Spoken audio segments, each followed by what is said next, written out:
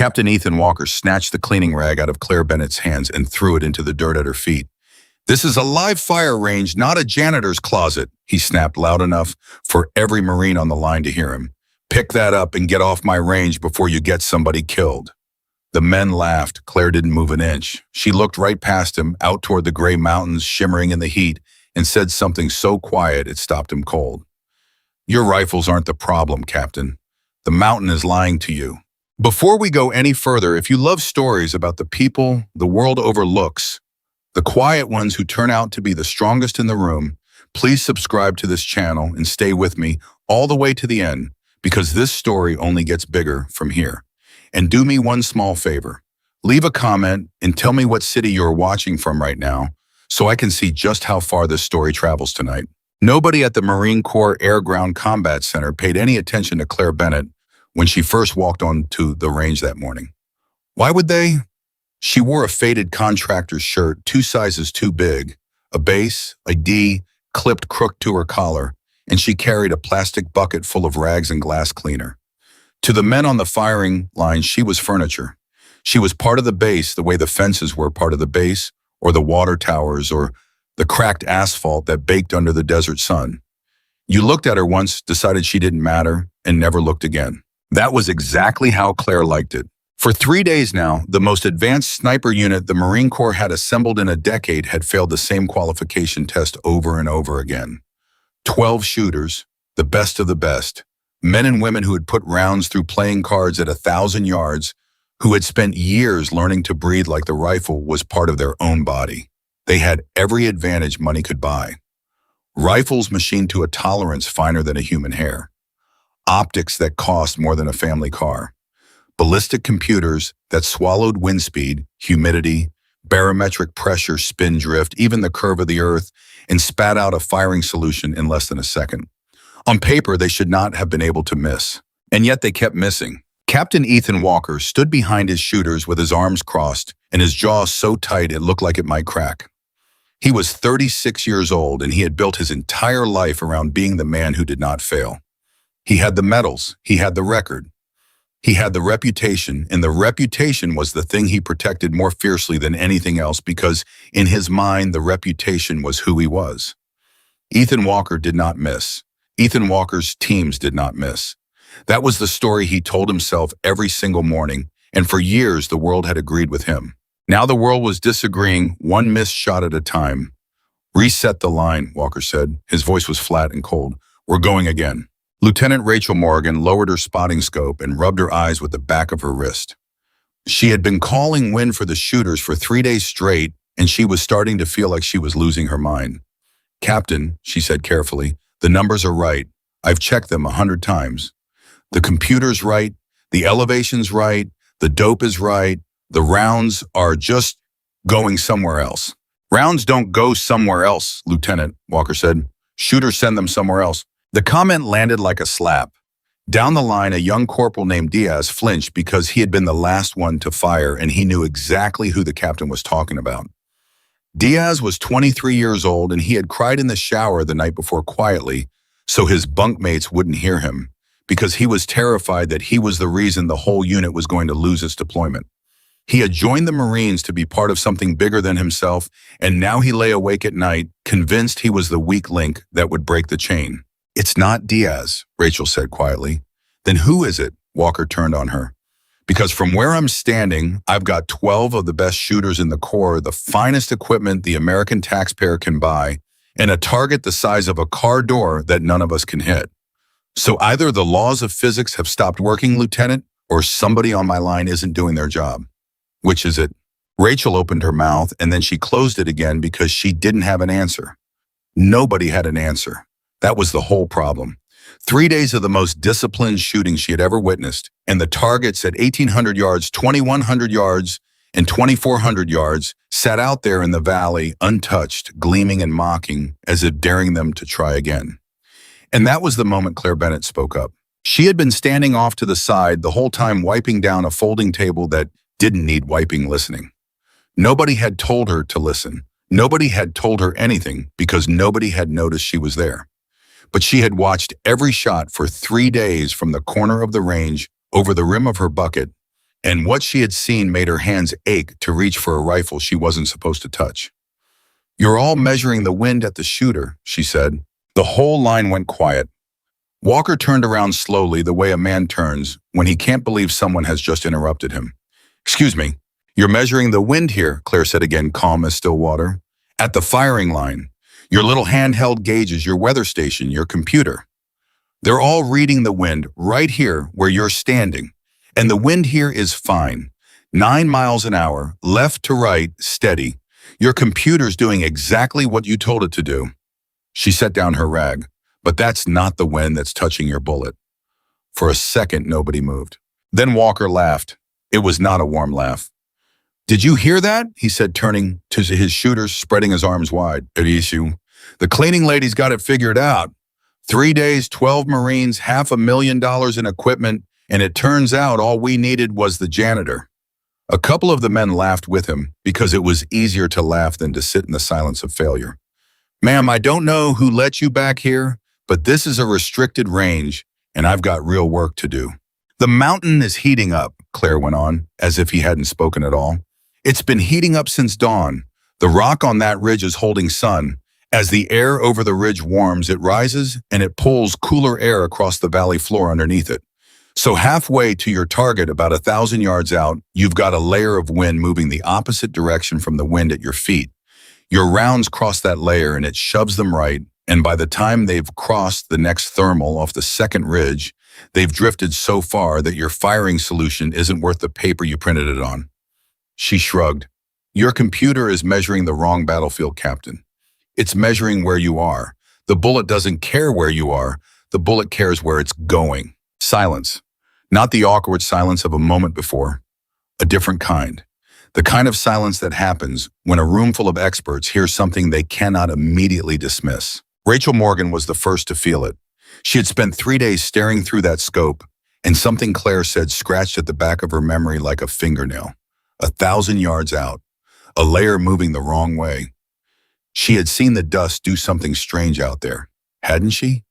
Twice, maybe 3 times, she had seen a little curl of grit lift off the valley floor and drift left when everything at the firing line said it should drift right. She had noted it, and then she had ignored it because the computer said the wind was going the other way, and she trusted the computer more than she trusted her own eyes. "Captain," Rachel said slowly. "Don't," Walker said. "Captain, I saw the dust do something out there. Around 1,000, Lieutenant Morgan." Walker's voice cut like a blade. "We are not going to stand here and take a physics lesson from a woman with a bucket. Am I clear? We have a live fire qualification to pass, and we are running out of days to pass it, and I will not have my team's confidence torn apart by nonsense. Reset the line."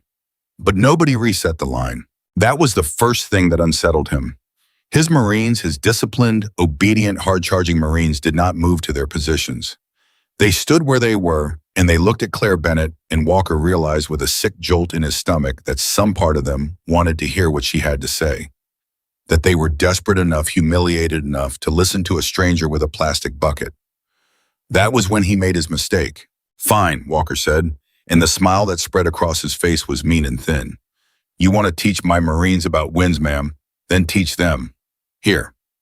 He stepped aside and gestured at the nearest rifle the one Corporal Diaz had been firing, resting on its bipod, loaded and ready. "Go ahead, show us. Take the shot. Hit the first target, and I'll personally clean this whole range for a month. But if you miss, you pick up your bucket, and you never set foot on my firing line again. Deal?" He expected her to shrink. He expected her to stammer, to back away, to say she was only trying to help, to apologize for wasting his time. That was what people did when Ethan Walker turned the full weight of his contempt on them. They folded. They always folded. Claire Bennett did not fold. She looked at the rifle. Then she looked at him. And something moved behind her eyes, something old and tired and very, very far away, like a door opening onto a room she hadn't visited in years. "No," she said. Walker blinked. "No, I'm not going to take a shot to win a bet, Captain." She picked her rag back up off the table. "I came here to clean a range. I told you what I saw because you've got 12 good kids out here beating themselves half to death over a problem that isn't their fault, and I couldn't watch it anymore. That's all. What you do with it is your business." And she turned to walk away. That should have been the end of it.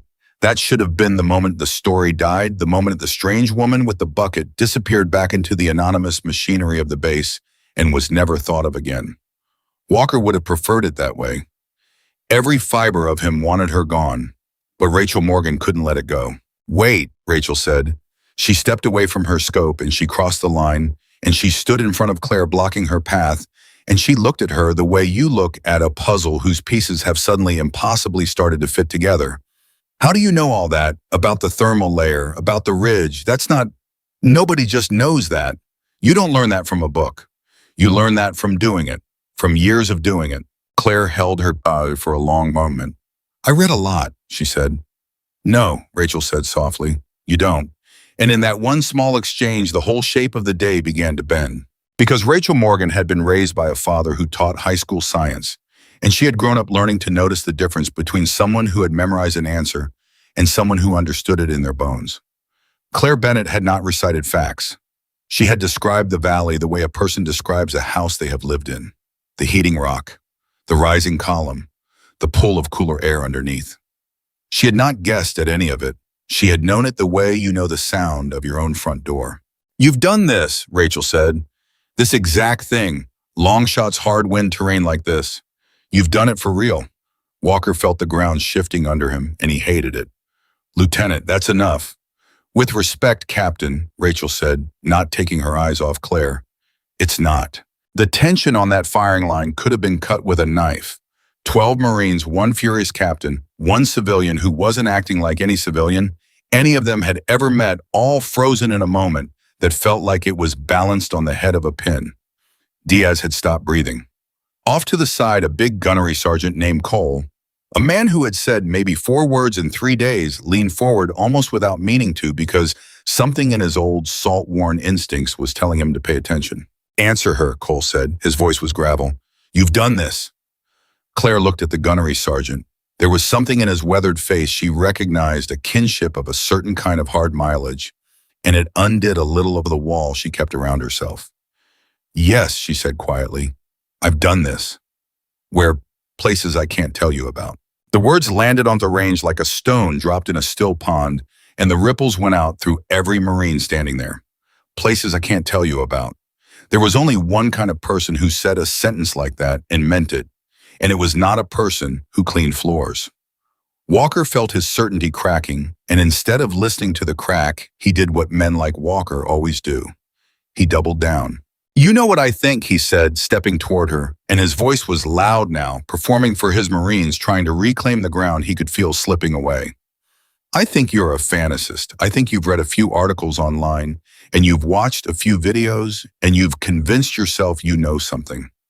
I've met 100 people like you, armchair warriors, people who talk about the trigger, but have never once had to pull it when it mattered. He was inches from her now. So here's what's going to happen. You're going to pick up your bucket and you're going to walk off my range and you're going to leave the shooting to the professionals. Because the difference between you and me, ma'am, is that I've earned the right to stand on this line, and you're just a woman who cleans it.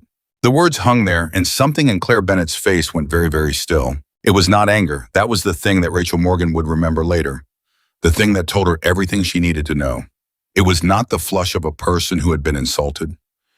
It was the stillness of a person who had heard those words before in a colder place at a worse time from someone with far more authority than a Marine captain, and who had learned a long time ago that the only answer that ever meant anything was the one you gave without saying a word.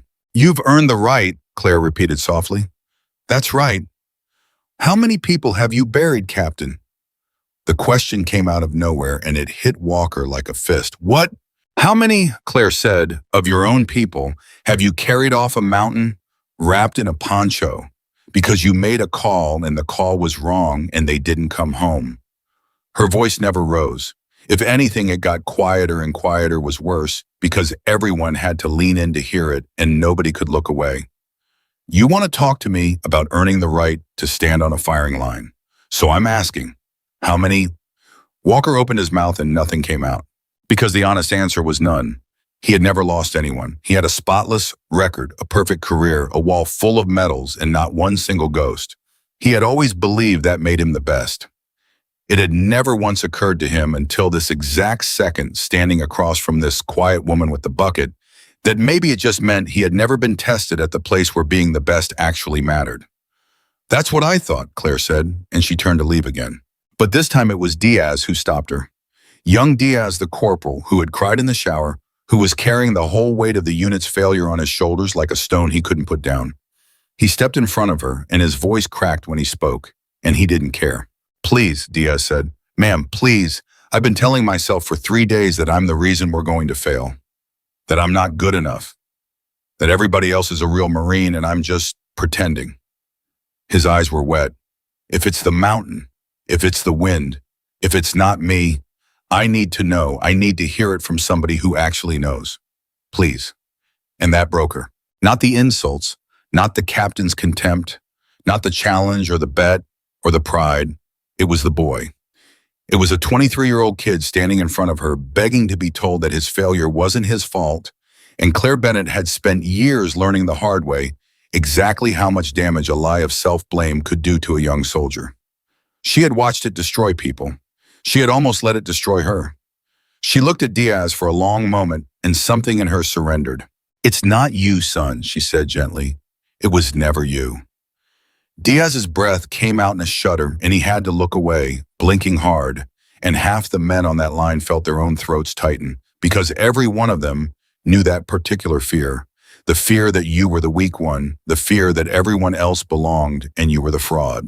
Okay, Claire said. She let out a long breath, and something in her posture changed, the tiredness dropping away, replaced by something older and harder and more sure. Okay, here's what we're going to do. I'm not taking your shot, Captain. I'm not here to win your bet, but I'll do this. She pointed out at the valley at the 3 distant gleaming targets. Send Diaz back to the line, right now, and I'll call his wind, not your computer. Me. And if he doesn't hit that first target dead center first round, then I'll pick up my bucket and I'll walk off your range and you'll never hear from me again. But if he does, she let it hang. If he does, Rachel said, then you listen. All of us listen. Walker wanted to say no. Every ounce of his pride was screaming at him to say no, to throw this woman off his range, to reset the line and grind it out the way he always had. But he looked around at his Marines and he saw something in their faces that terrified him more than failure did. He saw hope. They wanted to believe her. And if he denied them, that if he crushed that hope just to protect his ego, he would lose them, maybe not today, but soon, in the quiet way that Marines lose faith in a leader who cares more about being right than about bringing them home. One shot, Walker said, and his voice was tight. One, and when he misses, this ends. Are we clear? Crystal, Claire said. Diaz went back to the rifle so fast he nearly tripped. Rachel handed her spotting scope to Claire without being asked, and that small gesture, that instinctive act of trust from an officer to a stranger, was not lost on anyone. Claire took the scope, but she barely used it. She glanced through it once quickly, and then she set it down in the dirt and lay down flat on her belly beside Diaz in the prone close to him, close enough to speak low into the space between them, and she began to read the valley with her naked eyes. Don't touch the computer, she told him. Turn the screen off. It's lying to you, and I don't want it in your head. Diaz reached up and killed the ballistic display. Now breathe, Claire said. Slow. You are not shooting yet. We're just looking. You see the grass out there, middle distance, about 900, 1,000 yards. You see how the tops are moving. Yes, ma'am. Which way? Diaz squinted. His whole life he had been taught to read the flags at the firing line, the gauges, the numbers. He had never been taught to read the valley itself, the living, breathing thing between him and the target. He looked at the grass, really looked at it for the first time. Left, he whispered. The grass is going left, but the flags here are going right. That's it, Claire said, and there was a warmth in her voice now, the warmth of a teacher watching a student see something for the first time. That's the layer. That's the whole thing right there. Your bullet leaves this line going into a right wind, and it climbs, and about halfway there, it drops into a river of air, running the other direction, and that river shoves it back left hard, and then it crosses another warm column off the far ridge that kicks it right again at the end. 3 layers, 3 different winds, and your computer only ever saw the first one. Diaz's hands were shaking. How do I even shoot that? You don't shoot the target, Claire said. You shoot the whole valley. You hold for the fight the bullet's actually going to have, not the one your gauge says it will. Trust me. Come left. More. More than that. It's going to feel insane. It's going to feel like you're aiming at empty desert 3 feet off the plate. Do it anyway. Come left 1 full mil and a hair. There. Hold it there. The whole range held its breath. Walker stood behind them with his arms crossed, his face a mask, but inside his chest his heart was hammering because he could see where Diaz was holding, and it was crazy. The kid was aimed a body width off the target into open dirt. Every instinct Walker had, every year of training, screamed that it was a wild miss. If Diaz sent that round now, he'd throw it clean into the mountain a car length wide, and this whole ridiculous circus would finally be over, and Walker could go back to being right. Part of him wanted that. Part of him, the ugly part, the frightened part, actually wanted the kid to miss just so the woman would be wrong. And in the space of one heartbeat, Ethan Walker got a good hard look at that part of himself, and he did not like what he saw. Wind's holding, Claire murmured. Grass is steady. This is your window. Breath out halfway, hold it. And when you're ready, you don't jerk it. You surprise yourself. Let the shot break on its own. Diaz's finger settled on the trigger. It's not you, Claire said one last time, so quiet only he could hear it. Whatever happens next, it was never you. The rifle cracked. For a full second, nobody moved, nobody breathed. 12 Marines and 1 captain and 1 woman with a bucket, all frozen in the longest second of their lives, watching a bullet they couldn't see travel 1,800 yards through 3 invisible rivers of wind. And then the target rang. Not the edge, not a graze. The dead, flat, unmistakable clang of a round striking steel dead in the center, a sound they had not heard in 3 days. A sound so shocking that for a moment no one could quite believe they'd actually heard it. Rachel Morgan was already on her scope. Center, she breathed. That's a center hit. Oh my God, that's dead center. Diaz didn't move. He lay there behind the rifle with his eye still to the scope and his whole body trembling, and then a sound came out of him that was half a laugh and half a sob, the sound of a young man setting down a stone he had been carrying for 3 days. I hit it, Diaz said. I hit it, ma'am. I hit it. You hit it, Claire said, and she reached over and put a hand on his shoulder. That was all you, son. I just told you where to look. The firing line exploded. Marines who had been silent and grim for 3 days were suddenly on their feet. And Cole, the old gunnery sergeant, was actually laughing, a deep barking laugh. Nobody had heard from him before, and Diaz rolled onto his back in the dirt and put both hands over his face, and the sound coming out of him now was pure release, the sound of a boy who had been drowning and had just felt his feet touch the bottom. And Captain Ethan Walker stood behind all of it alone and felt the whole architecture of his certainty come crashing down around him. He had been wrong. Not a little wrong, not wrong about a detail. He had been wrong about the biggest thing, the thing he had staked his entire identity on. He had stood on that line and told a room full of people that the woman with the bucket didn't belong, that she was a fantasist, that she'd never pulled a trigger when it mattered. And she had lain down in the dirt next to a broken kid and fixed in 90 seconds a problem that had beaten his elite unit for 3 straight days. He walked over, slowly. The Marines went quiet as he approached because they all knew what this was. They all knew they were about to watch a proud man do the hardest thing a proud man can do. Claire got to her feet and brushed the dust off her knees and waited. How, Walker said. His voice was hoarse. It came out smaller than he meant it to. How did you know? Not the wind. I heard the wind part. How did you know it would work? How were you that sure? You held that kid a full body off the plate, and you were that sure. Claire looked at him for a long moment. Because I've missed before, she said. That's the only way anybody ever gets sure, Captain. You don't learn it from hitting. You learn it from the ones you missed, from the ones that cost you something you can't ever get back. Her jaw tightened almost imperceptibly.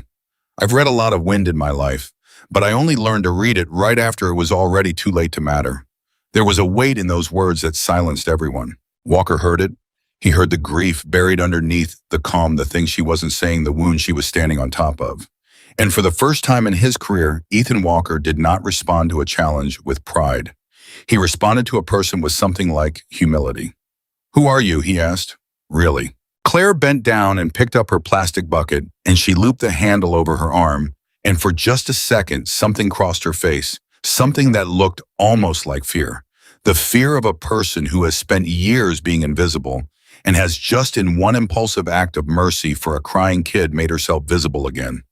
"I'm the woman who cleans your range," she said, but nobody on that line believed it anymore. Rachel Morgan certainly didn't. She stood there with her spotting scope hanging from her hand, watching Claire Bennett walk toward the edge of the range with her bucket over her arm, and her mind was racing through everything she had just witnessed, cataloging it the way she'd been trained to catalog evidence. The way Claire moved, the way she dropped into the prone fluid in automatic, no hesitation, no adjustment, like her body had done it 10,000 times. The way she'd read the valley, the way other people read a book they'd written themselves. The way she'd said, "Places I can't tell you about, and how many have you buried, and I only learned to read it right after it was already too late." Those were not the words of a contractor. Those were the words of an operator carrying a ghost. "Ma'am," Rachel called out. Claire stopped, but she didn't turn around. "You said you'd stay if he hit it," Rachel said. "You said we'd listen. All of us." "Well," she glanced at Walker, and Walker, to his credit, gave a small, defeated nod, giving her the floor. "He hit it, so we're listening. Don't walk away yet. There are 2 more targets out there. 2,100 yards, 2,400, and we've got a qualification to pass in 2 days. And half these Marines are about to get on a plane to the other side of the world into terrain that does exactly what you just described. And you're the only person we've ever met who can teach them how to survive it." Her voice caught. "So please, please don't get back in that truck and disappear, whoever you are, whatever you're running from. Stay, just for 2 days. Teach them, and then you can go back to being invisible, I swear, and none of us will ever say a word about it to anybody." Claire stood very still with her back to them, and in that moment a war was going on inside her that not one of them could see. Because staying meant being seen, and being seen was the one thing Claire Bennett had promised herself she would never do again. She had built a whole life out of not being seen. A small apartment off base, a quiet job, a name that wasn't quite hers, years of it, years of keeping her head down and her hands busy, and her ghost locked in a room she never opened, because the last time she had let herself matter, the last time she had let people depend on her, she had made a call, and the call had been wrong, and people she loved had not come home. And she had decided in the wreckage of that the safest thing she could ever do for anybody was to stay far, far away from them. But there was a crying kid on that line who had just felt his own worth come back to him. And there were 11 more just like him about to fly into a place that would test them exactly the way she had once been tested, in exactly the way that had broken her. And she knew, standing there with her bucket over her arm, that if she got in the truck and drove away, and those kids came home in ponchos because nobody taught them to read the wind, that the computers couldn't see, she would carry that too. She would add them to the room. And the room was already so full she could barely breathe in it some nights. She had spent years believing that she no longer belonged among soldiers. But the truth, the thing she had been hiding from since the day she disappeared, was that the not belonging was its own kind of lie. She belonged among them more than she belonged anywhere. She just couldn't forgive herself for it. 2 days, Claire said finally. She still hadn't turned around. "I'll give you 2 days." The relief that went through that firing line was almost physical. "But I have conditions," she said. And now she did turn, and her eyes were clear and hard again. All business, the tiredness burned off. "You don't ask me who I am. You don't ask me where I've been. You don't run my name. You don't pull my file. You don't call anybody about me.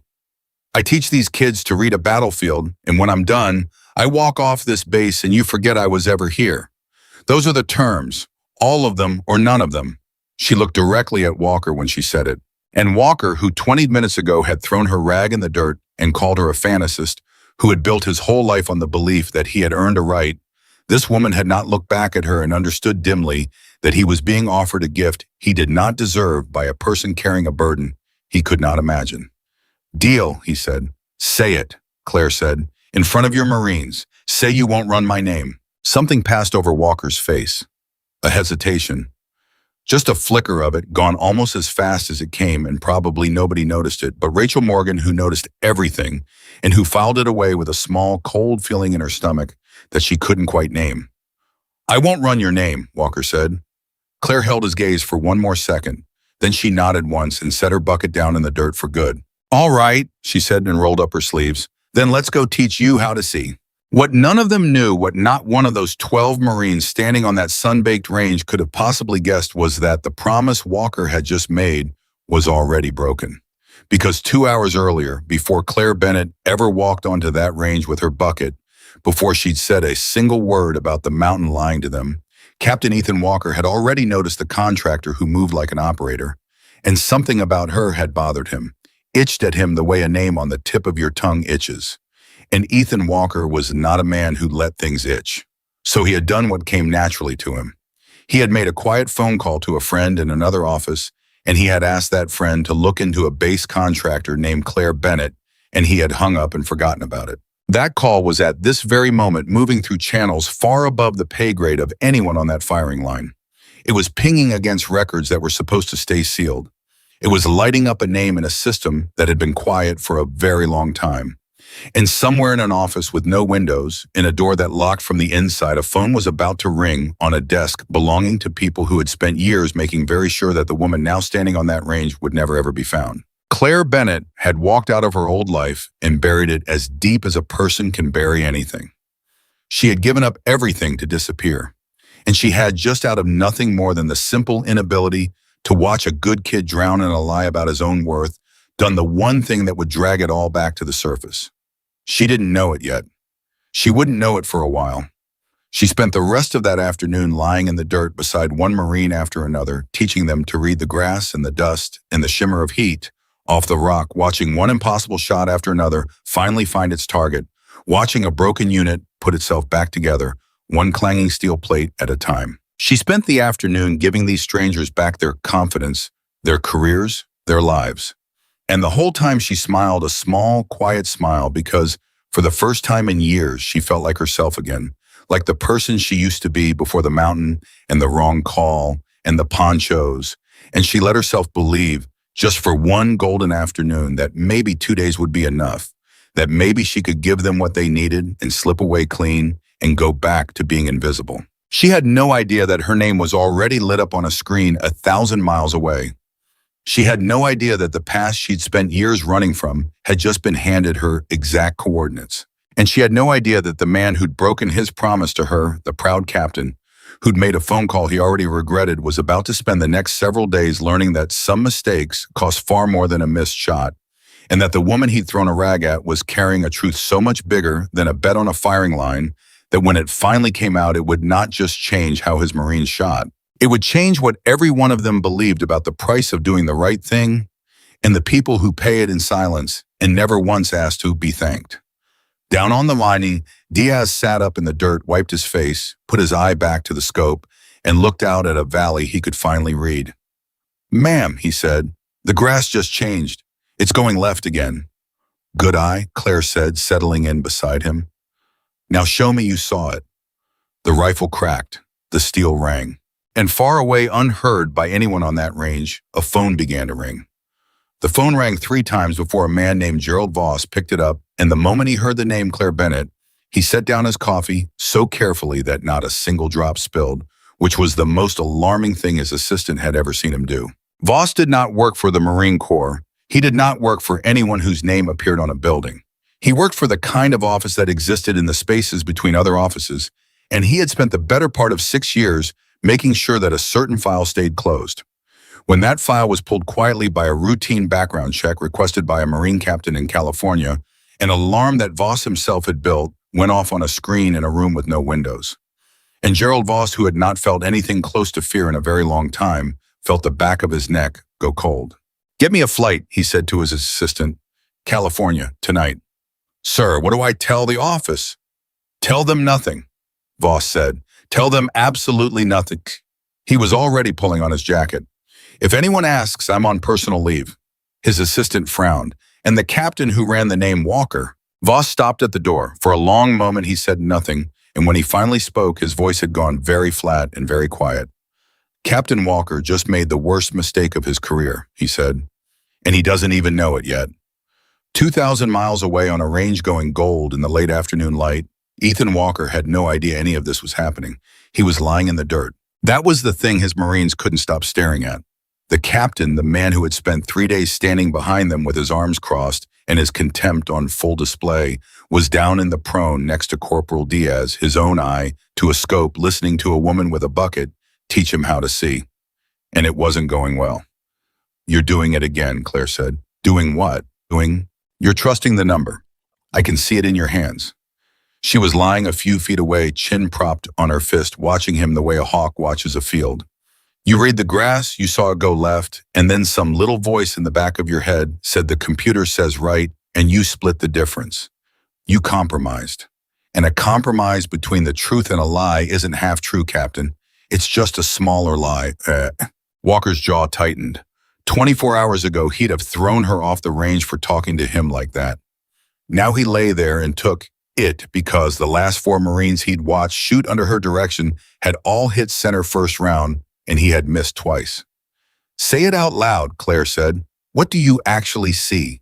Not the number, your eyes. What are they telling you?" Walker looked out at the valley.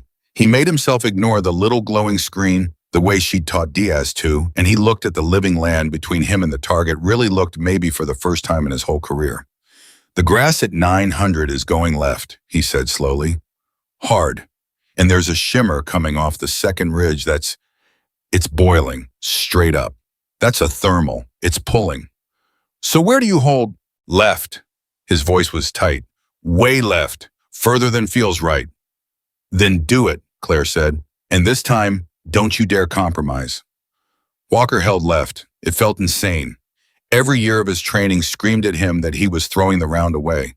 He held it anyway because a crying kid had hit a target he couldn't, and the humbling of that was still fresh and raw in his chest. He breathed out. He let the shot surprise him. The steel rang. Walker didn't move. He lay there with his eyes still to the scope, staring at the target he'd just hit dead center after 3 days of failure, and something happened in his chest that he wasn't prepared for. His throat closed. His eyes stung.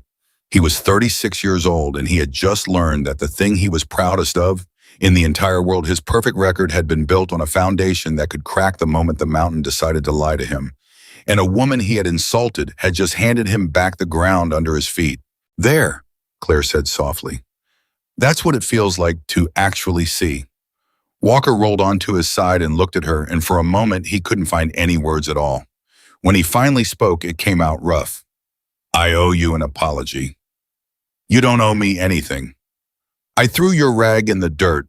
I called you a fantasist in front of my Marines." "You did," Claire agreed, "and now you're hitting your targets. So let's call it even and move on because you've got 11 more people to teach, and I've only got 2 days." But Walker didn't move on. He propped himself up on his elbow and studied her face, and the same question that had been eating at Rachel Morgan started eating at him now.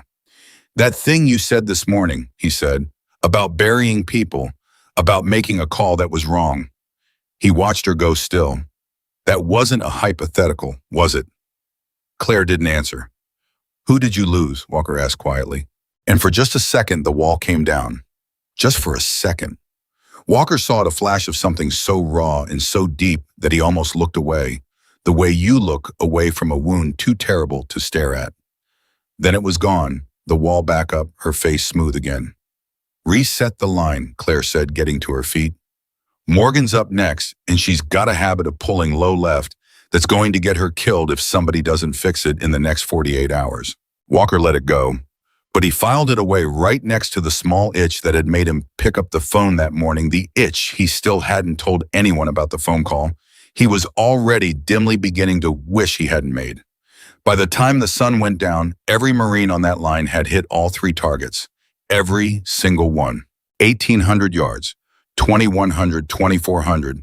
A valley full of invisible rivers of wind that had beaten them senseless for 3 days, and now one after another they were reading it like a page and putting rounds through the center of steel plates, the size of dinner platters.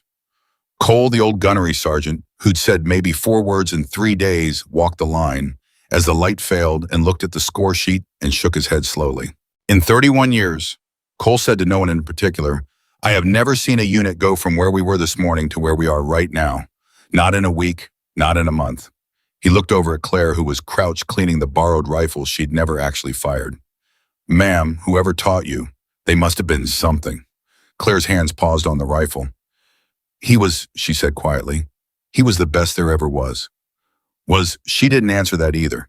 That night, the unit didn't want to let her leave. Diaz insisted on walking her to the edge of the range, and half the others trailed along, and somebody had scrounged up coffee, and for a little while, Claire Bennett stood in the dark with 12 grateful Marines and let herself be part of something, and it felt so good and so dangerous that it frightened her.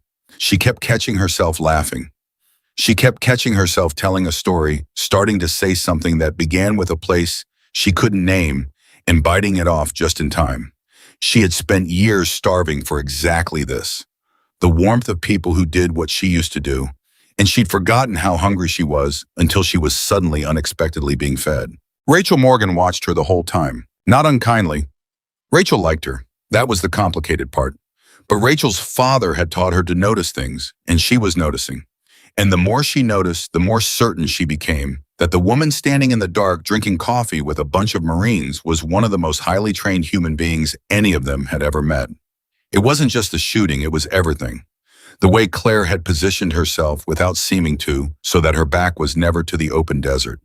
The way her eyes swept the tree line at the range's edge, every few minutes, automatic, ceaseless, a habit no contractor ever built.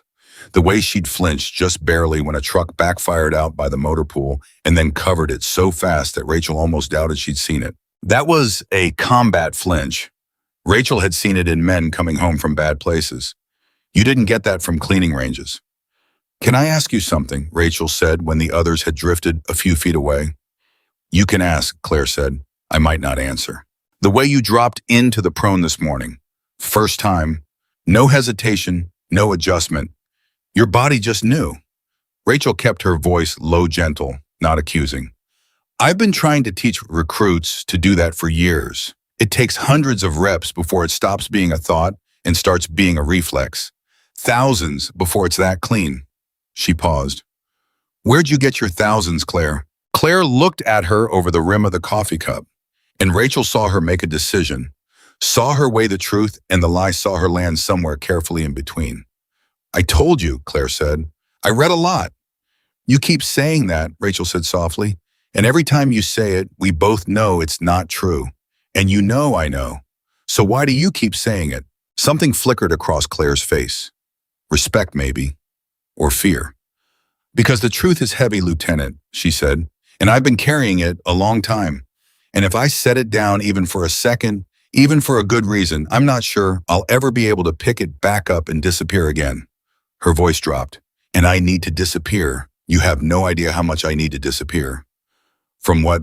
Claire didn't answer. "From who?" Rachel pressed, and something in Claire's stillness told her she'd hit close to the bone.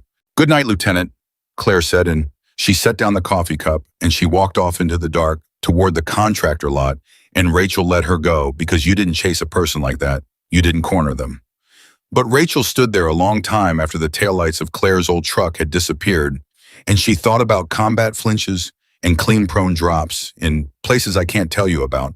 And she made herself a quiet promise that she was going to figure out who Claire Bennett really was, not to expose her, but because Rachel had a bad feeling, a cold feeling low in her gut that whatever Claire was running from was a lot closer than Claire thought. She had no idea how right she was, because at that exact moment, a plane carrying Gerald Voss was descending through the dark toward an airfield 90 miles from the base, and Gerald Voss was reading by the light of a small lamp, a file that officially did not exist. And the file had a photograph in it, and the photograph was of a much younger Claire Bennett in a uniform standing in a place with mountains behind her, smiling at someone off camera. And under the photograph was a date, and next to the date was a single word stamped in red. Deceased. Claire Bennett was not supposed to be alive. That was the thing Voss kept coming back to as the plane dropped through the clouds. Officially, on every record that mattered, Claire Bennett had died 6 years ago, and Gerald Voss was one of a very small number of people on Earth who knew that the death certificate was a lie, and that the woman it was written for was very much alive, and that keeping her that way alive and buried and forgotten was the single most important secret he had ever been asked to protect. Because Claire Bennett didn't just know how to read wind. Claire Bennett knew things. Things about a mission that went wrong. Things about the people who'd made it go wrong and the ones who'd covered it up afterward, and the men who'd let good soldiers die to protect a lie. She was the only living witness to something that a great many powerful people had spent 6 years and a great deal of money making sure would never see daylight. And now a Marine captain in California had gone and pulled her name. Voss closed the file. He looked out the window at the lights of the desert coming up to meet him. And he thought about the two ways this could go, and he thought about the men he answered to the ones who would not want Claire Bennett found, and he thought about what those men typically did with problems. And for the second time that day, Gerald Voss, who had not been afraid in years, felt afraid. Because he had spent 6 years protecting Claire Bennett, and he was not at all sure that the people flying in behind him wanted to protect her at all. The next morning, Claire came back. Walker didn't think she would. He'd half expected the old truck to be gone, the contractor slot filled by someone else, the whole strange episode revealed as some kind of collective sunstroke. But at 0600 sharp, there she was, walking onto the range with her sleeves already rolled up. No bucket this time, just a woman with an old canvas bag over her shoulder and a look on her face like she'd decided something in the night. "Day 2, she said. "We're not shooting yet. Everybody down. We're going to learn to see in bad light first because when you deploy, half your shots are going to come at dawn or dusk when the thermals are the worst. And if you can only read a valley in perfect daylight, you're going to die in the gray." Nobody argued. They dropped where she pointed, and they learned. And it was during that second morning lying in the dirt, watching these Marines soak up everything she gave them, that Claire made the mistake that would change everything. It was such a small thing. Diaz was struggling to read a fast-moving low thermal, and to explain it, Claire reached into her old canvas bag and pulled out a battered range card, hand-drawn, laminated soft at the corners from years of handling. She used it to sketch out the way heat moved off a slope, and Diaz got it instantly, and she smiled and started to put the card away. And Rachel Morgan saw the back of it, just for a second, just a flash. But on the back of that laminated card, faded but legible, was a unit insignia. And Rachel Morgan, who noticed everything, who had spent a decade studying the small, proud symbols that soldiers carry, went absolutely cold because she recognized it, and it was not a symbol that any normal person should have been carrying on a range card, and it was not a symbol that belonged to anyone who was supposed to still be alive. Rachel said nothing. Not then. But her heart was hammering, and she spent the rest of the morning stealing glances at Claire Bennett and running the pieces together in her head faster and faster, the flinch and the prone and the wind and the places she couldn't name. And now that insignia and the picture that was forming made her want to grab Claire by the arm and drag her off the base and hide her somewhere no one would ever look. Because if that insignia meant what Rachel thought it meant, then Claire Bennett wasn't just a former operator carrying a ghost. Claire Bennett was a ghost. At the lunch break, Rachel caught Walker alone by the ammo shed. "Captain," she said, "I needed to talk to you, away from the others." "What is it?"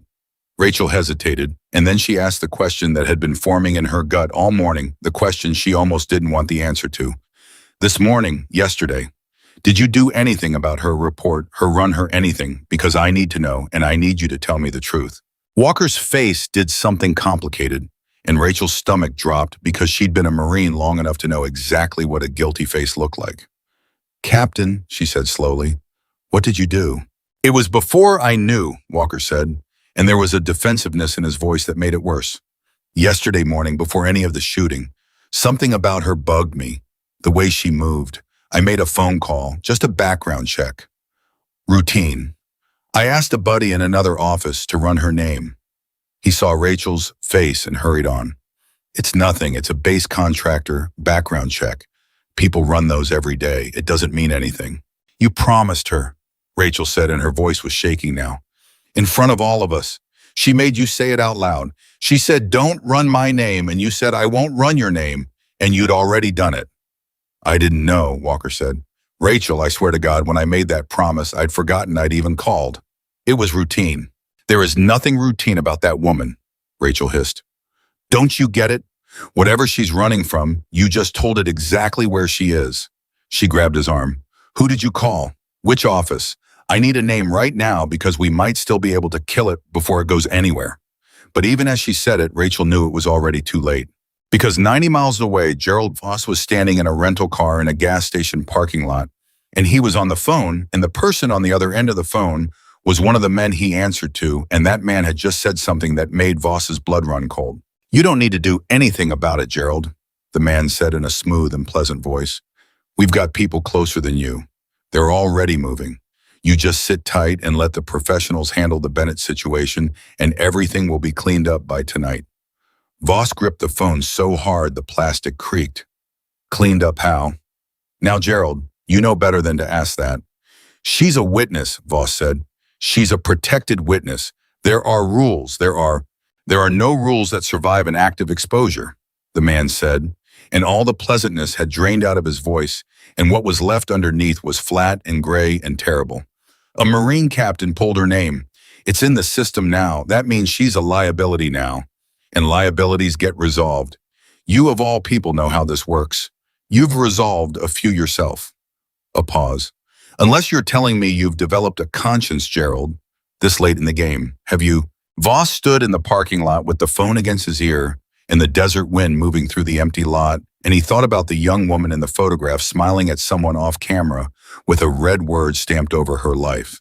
And he thought about 6 years of protecting her, keeping her buried, keeping her safe, and how somewhere in those 6 years the job had stopped being a job and started being the one clean thing he had left.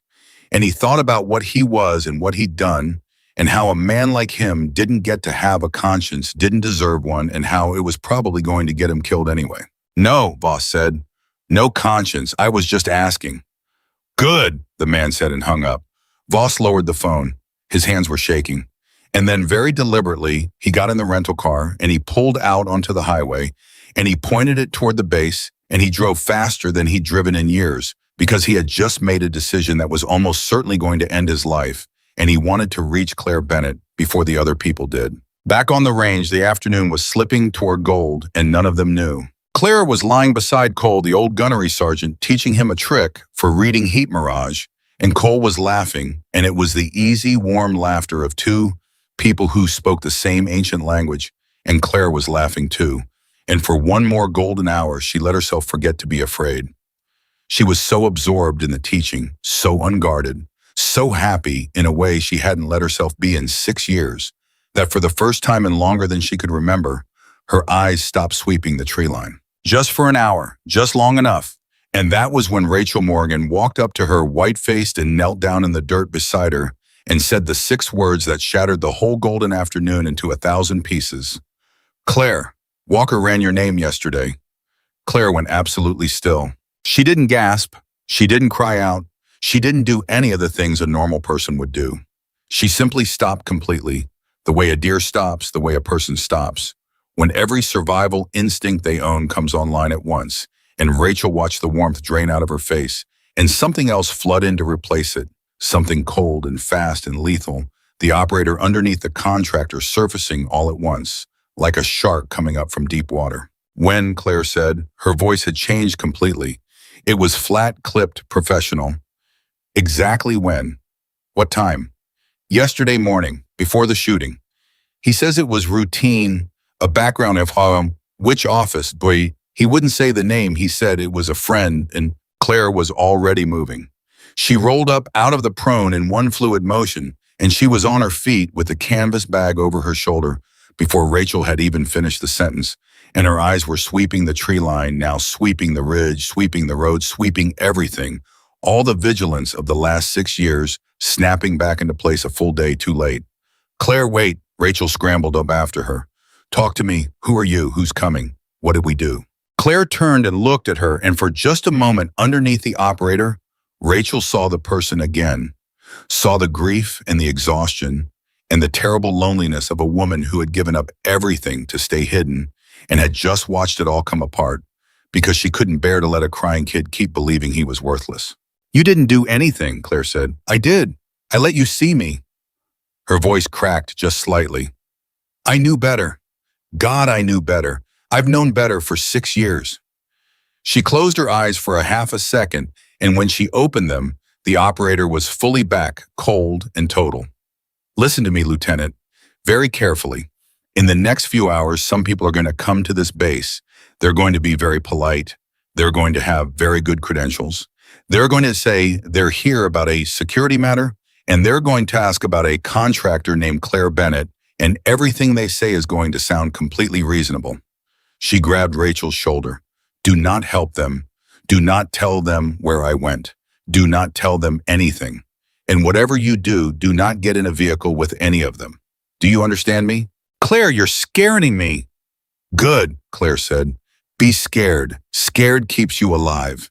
She let go of Rachel's shoulder. I have to go. Right now, tell Diaz. She stopped. Something moved in her face. Tell Diaz it was never him. He'll know what it means. And she turned to run. She got 3 steps. Because that was the exact moment that Ethan Walker came sprinting across the range toward them, and he was holding his phone out in front of him like it was on fire, and his face was the color of ash, and he was shouting something, and the words reached Claire and Rachel and Cole and Diaz and all of them at the same time, and they hit the range like a bum. There's a convoy at the main gate, Walker shouted. 3 black SUVs, federal plates. They're asking for a contractor named Claire Bennett. And they've got a Marine Corps escort, which means somebody up the chain cleared them, which means this is real. And Claire, he stopped in front of her, gasping, and the guilt on his face was a terrible thing to see. Claire, the gate guard, says they're already through. They're on the base. They're coming here, and I did this. I did this. I made the call, and I did this, and I am so. How long? Claire said. What? How long until they reach this range? Claire said in that flat, lethal voice. Look at your phone, your buddy at the gate. Ask him how long. Walker looked at his phone with shaking hands and typed and waited an eternity that was really only 4 seconds, and then the answer came back and the blood drained the rest of the way out of his face. 4 minutes, he whispered. Maybe 5. And Claire Bennett, former special operations sniper, protected. Witnessed a dead woman walking, looked out at the road and then at the ridge, and then at the 12 terrified Marines she'd spent 2 days teaching to see, and she made a calculation, fast and cold and complete, the same kind of calculation she'd made 6 years ago on a mountain, the same kind of calculation that had cost her everything. Except this time she wasn't going to get it wrong. All right, she said quietly. All right, listen to me all of you, and listen fast because we don't have time for me to say it twice. They gathered around her, 12 Marines and 1 captain, the very people who 2 days ago had laughed at the woman with the bucket now hanging on her every word like it was the only thing keeping them alive. Because they understood, all of them, in the space of those 2 days, exactly what they'd found in her and exactly what they were about to lose, and not one of them was willing to just stand there and watch 3 black SUVs drive it away. You don't know me, Claire said. That's the story. When they get here, you have never heard of Claire Bennett. There was a contractor who cleaned the range, and she quit yesterday, and you don't know where she went. That's all any of you know. You stick to it no matter what they say, no matter what they threaten, no matter what they promise. Because the second any of you knows anything, you become useful to them, and you do not want to be useful to these people. Am I clear? No, Diaz said. His voice was breaking. No, ma'am, you can't just leave. We'll protect you. There's 12 of us. We're United States Marines. Diaz. Claire took his face in both her hands and her eyes were fierce and wet. The best thing you can do to protect me is to not know me. Do you understand? The most heroic, the bravest, the hardest thing you will ever do is to stand right here and look those men in the eye and tell them you never met me. That's how you saved my life. Not with a rifle, with a lie. Can you do that for me? Diaz was crying openly now, the way he had in the shower, but this time he wasn't ashamed of it. Yes, ma'am, he choked out. Yes, good. She let go of his face. She looked at Rachel. You were right about all of it.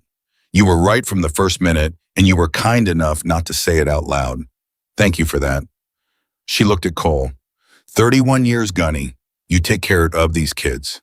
And finally, she looked at Walker, and Walker braced for the anger. He deserved the fury, the accusation. It didn't come. You made a mistake, Claire said quietly. A bad one. But you also lay down in the dirt and let a stranger teach you how to see when your pride was screaming at you not to. And a man who can do that, who can be that wrong and still choose to learn, that's a man worth following. So follow it. Keep learning. Keep being wrong out loud when you have to be. That's the whole job. She almost smiled. You're going to be a better leader than I ever was. Walker couldn't speak. His eyes were burning. And then faint but growing, they all heard it. The sound of engines. Coming up the range road. Getting closer. That's my cue, Claire said. She turned toward the ridge, toward the broken country behind the range, where no vehicle could follow the country.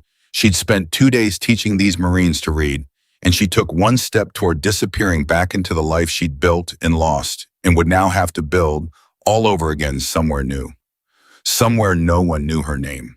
And then a car came flying up the range road from the wrong direction. Not a black SUV, a dusty rental sedan moving way too fast, and it skidded to a stop in a spray of gravel, and a man in a rumpled jacket half fell out of the driver's seat, and he was shouting Claire's name, and every Marine on that range moved to put themselves between him and her before they'd even thought about it. Claire froze. Because she knew that voice. She hadn't heard it in 6 years, but she knew it, and the knowing of it hit her so hard she actually took a step back. Voss, she breathed. Gerald Voss stood there in the gravel, out of breath, his hands up to show they were empty, 6 years older and gray, and afraid the man who had faked her death and buried her and kept her safe, the man she had never expected to see again as long as she lived. Claire, Voss gasped. The people in those SUVs, they're not here to bring you in. He swallowed. They're here to make sure you stay dead. And I drove 90 miles to tell you that I'm not going to let them, and that after 6 years of being the man who kept you in the ground, I would very much like just this once before the end to be the man who gets you out. The engines were close now, very close. And Claire Bennett stood between the man who'd buried her and the 12 Marines she'd saved, with the sound of her executioners coming up the road, and understood that the past she'd run from for 6 years had finally completely run her down. The 3 black SUVs came around the last bend in the range road and rolled to a stop 40 yards out, and for a moment nothing happened at all. And that nothing was the most frightening thing any of the Marines had ever felt, because the vehicles didn't rush. They didn't screech to a halt. They stopped with the calm, unhurried confidence of men who did not believe there was anything on this range that could stop them, and that confidence told Claire Bennett everything she needed to know about what was about to happen. Voss, she said without taking her eyes off the SUVs. How many? 6, Voss said. He'd moved to stand beside her, and his voice was low and fast. 2 per vehicle at least, maybe 8. They're not Federals, Claire, whatever the plates say. The plates are real, but the men aren't. They're contractors, the kind that don't have names. He swallowed. They came to make it look like an accident. A car crash off the mountain road tonight, probably. A contractor who'd been drinking. Tragic. Closed casket. Nobody asked questions about a woman who's already legally dead. How do you know all this? Voss looked at her, and there was something terrible in his face, a grief 6 years deep. Because it's the plan I would have written, he said quietly. It's the plan I have written, other times, for other people. He couldn't meet her eyes. I'm not a good man, Claire. I never told you that because I didn't want you to be afraid of me. But you should have been. I've done to other people exactly what these men came here to do to you. And I kept you alive for 6 years telling myself it balanced the books, and it doesn't.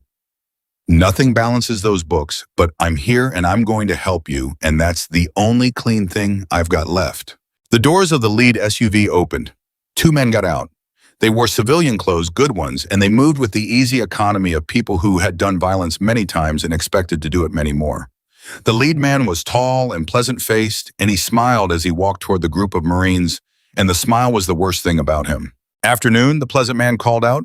Captain Walker, is it? I'm with a federal interagency task force. We had a name flag on a contractor working your range. Claire Bennett.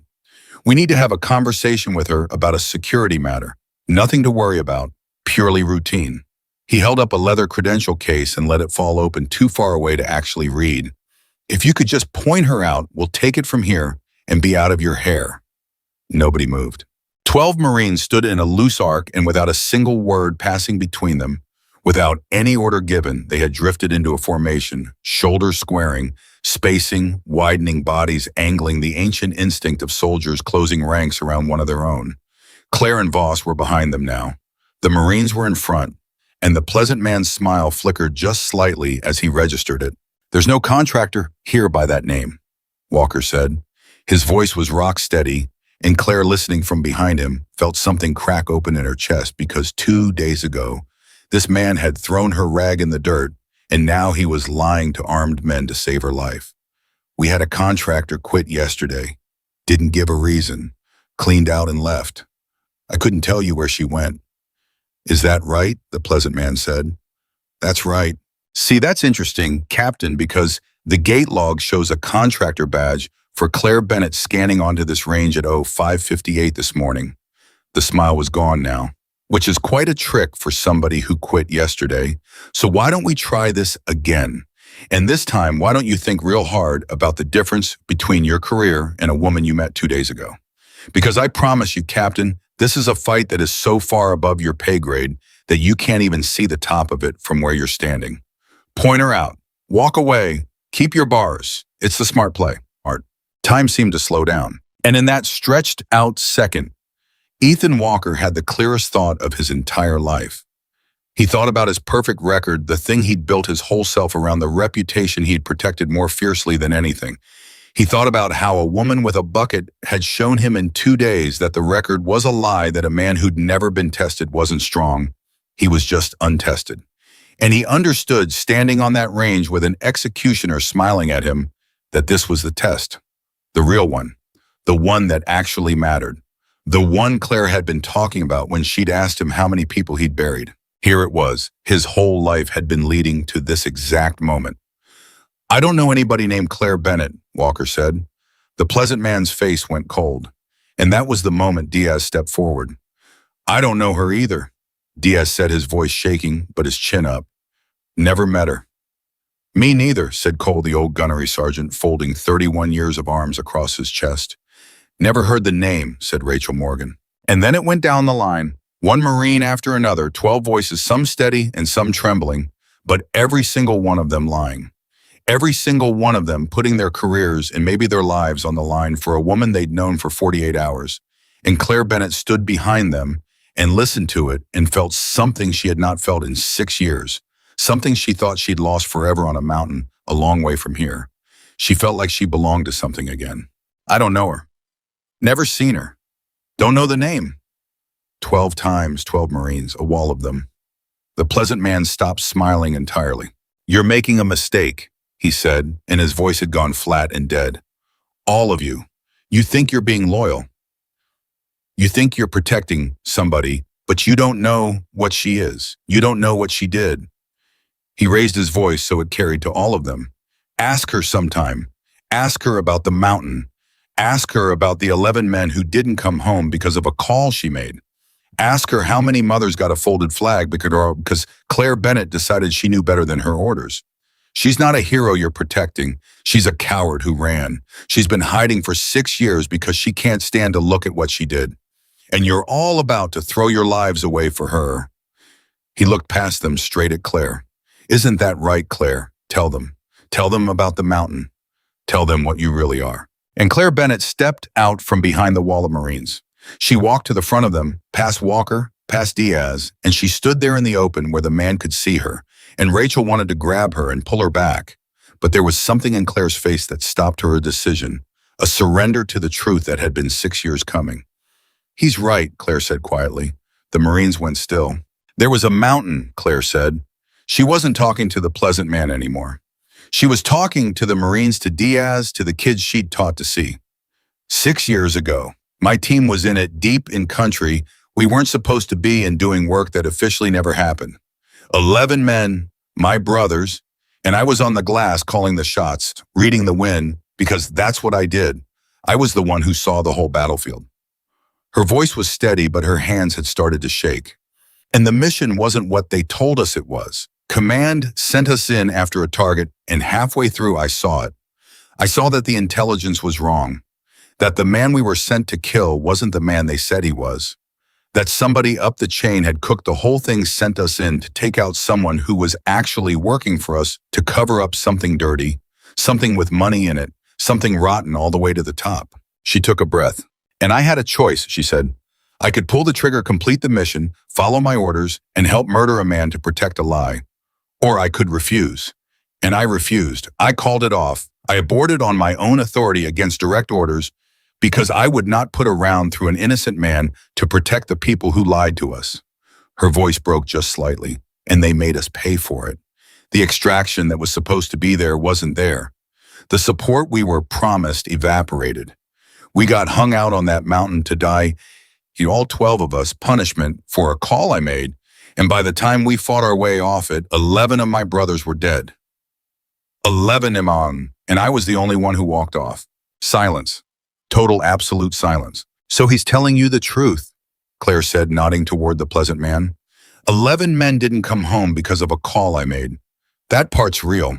He just left out why they died. They didn't die because I was a coward. Her eyes came up and they were burning.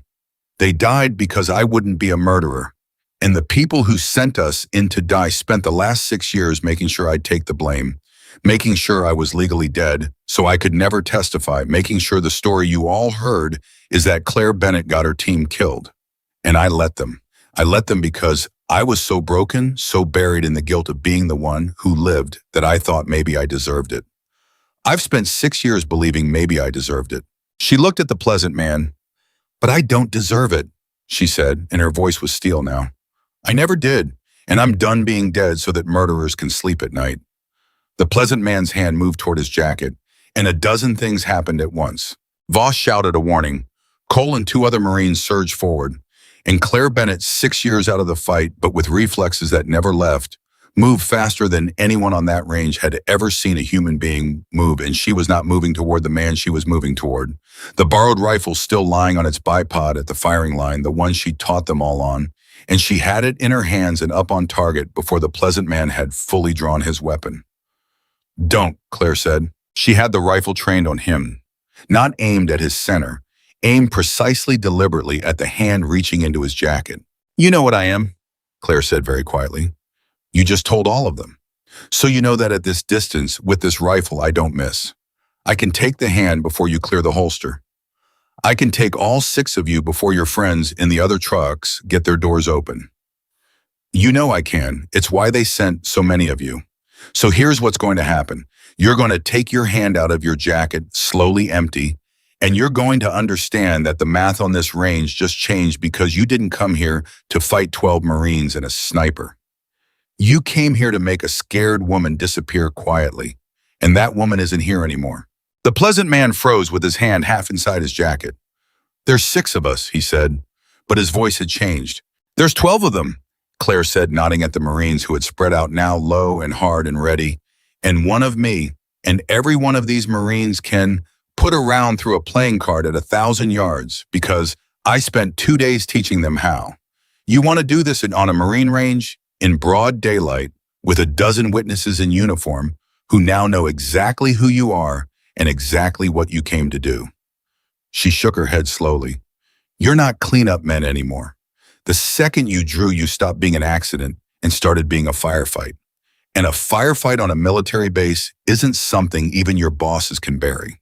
So think real hard about the difference between your career and a woman you came here to kill.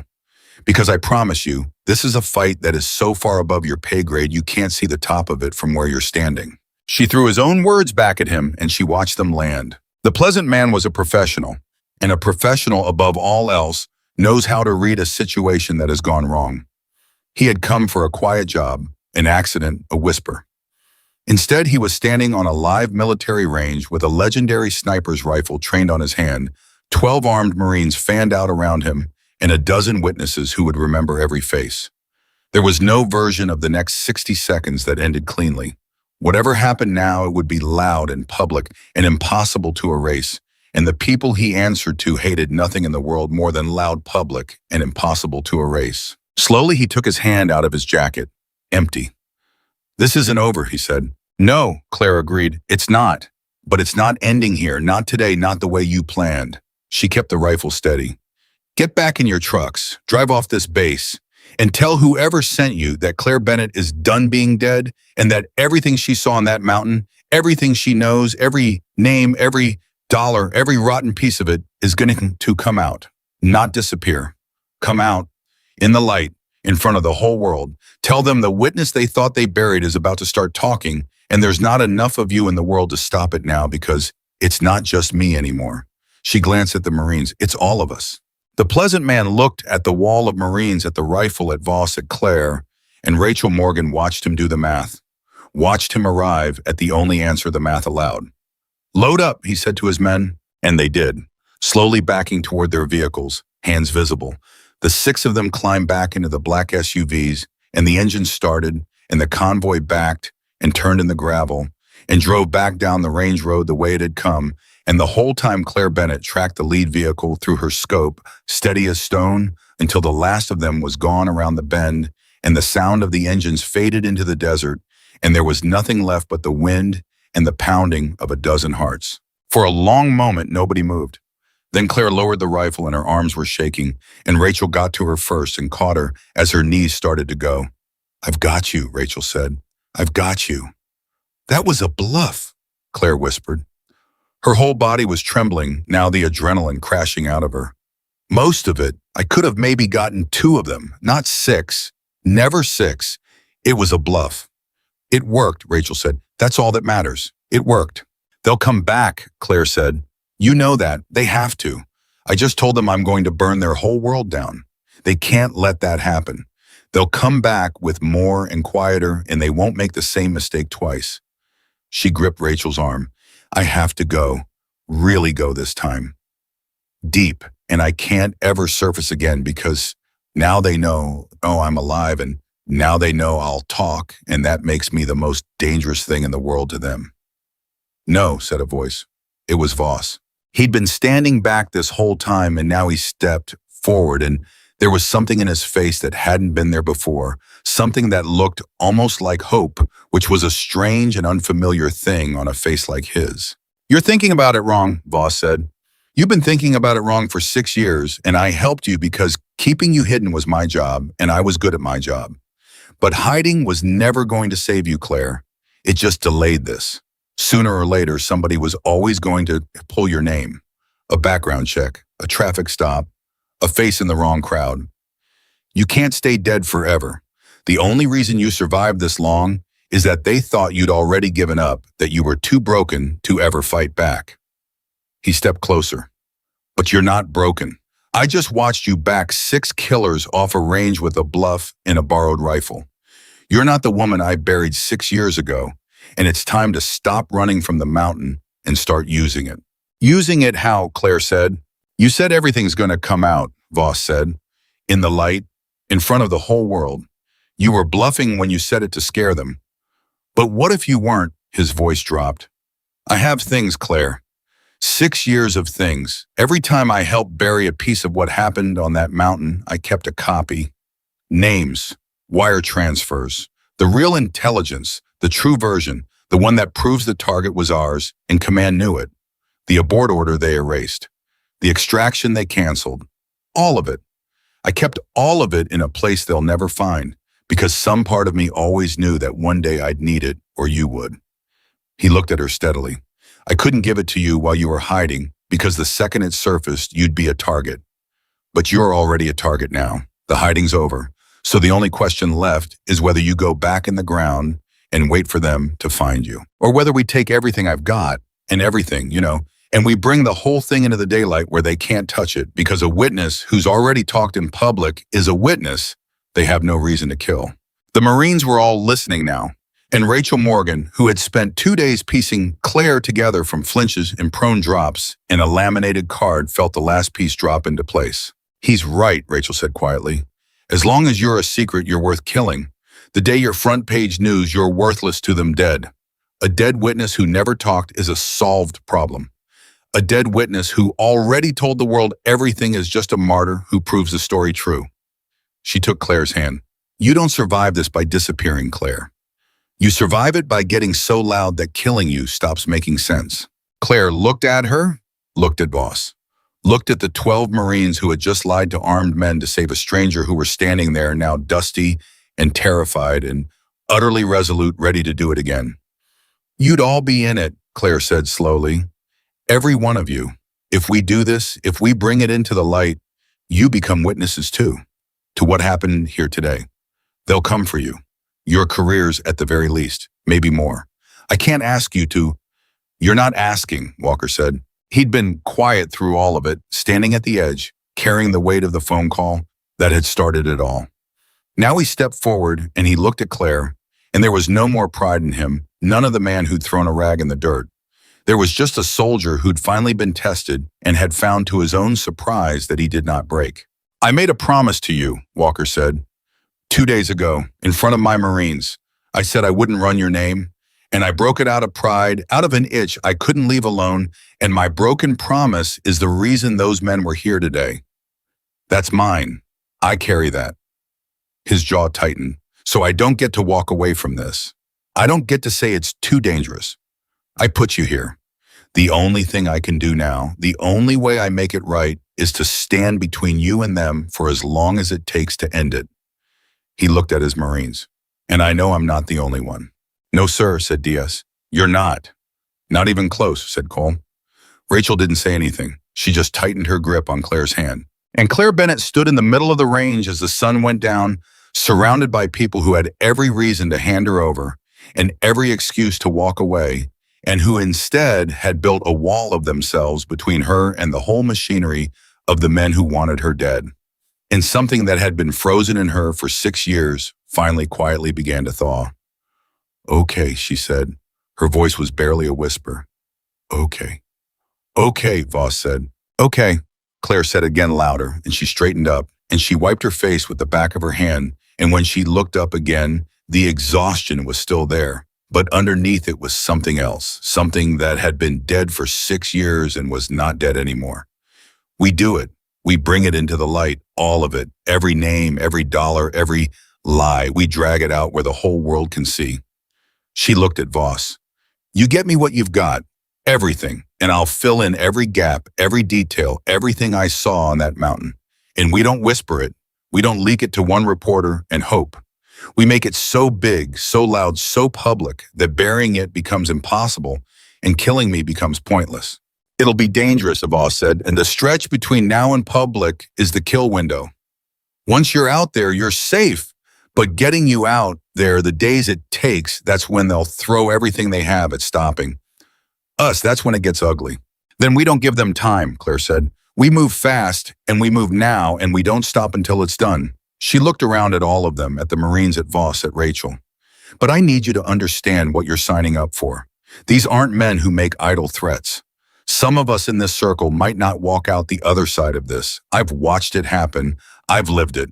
11 men who deserve to come home didn't because of the people we're about to go to war with. So if anybody wants out, now's the time. No shame in it. This was never your fight. Nobody moved. 12 Marines, one handler with 6 years of guilt and a hidden cache of the truth. One lieutenant who noticed everything. One captain who had finally been tested. And one dead woman who was about to come back to life in the loudest way imaginable. That's what I thought, Claire said softly. And then far off from the direction of the main gate, they heard it again. Engines. Every head snapped toward the road. Every body tensed. Diaz's hand went to his rifle. Claire brought the borrowed weapon halfway up before she'd even decided to the operator's reflex, and Voss stepped in front of her without thinking, putting his own body between her and the sound, 6 years too late to save the man he used to be, but right on time to be someone better. The engines got closer, and around the bend in the range road came not 3 black SUVs, but a single vehicle, a plain government sedan. It stopped at a respectful distance, well back, non-threatening, and the door opened and a woman got out with her hands visible and empty. A woman in a plain suit with gray hair and tired eyes and a leather folder under her arm, and she stood by the car and made no move to approach. Claire Bennett, the woman called out. Her voice was calm and carried clearly across the range. My name is Deputy Director Sarah Chen. I'm not with the people who were just here.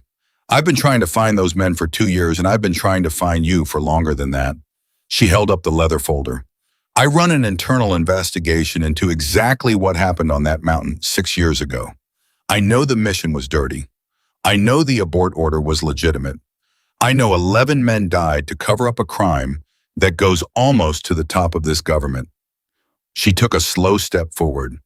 And I know that you, Claire Bennett, are the only living witness who can prove it. I've spent 2 years building a case with a hole in the middle of it, exactly your size. And I did not drive out here to bury you. She let the folder fall open too far to read the same gesture the pleasant man had made an hour before, and every person on that range tensed at the echo of it. I drove out here, Sarah Chen said, to ask you to help me put them all in prison. Nobody breathed. And Claire Bennett stood on the range with a borrowed rifle in her hands and a wall of Marines at her back and a cache of buried truth 90 miles away, staring at a woman who claimed to be the answer to 6 years of running and understood that she had absolutely no way of knowing whether Sarah Chen was her salvation or the most sophisticated trap of them all. Claire didn't lower the rifle. "Prove it," she said. Sarah Chen didn't flinch. "How would you like me to prove it? You said you know about the mountain. Then tell me something only someone who really investigated it would know, not the story they tell, the truth. Something that isn't in any official file because they scrubbed the official files. I know they did. So if you've really got the real version, tell me something that got erased." Sarah Chen was quieter for a moment, and then she said, "Your call sign was Nightingale. And at 03:40 local, when you saw the target's face through your scope and realized it was the wrong man, you didn't just abort. You keyed your radio and you said 4 words before you went dark." She held Claire's eyes. "You said, 'I won't do it.'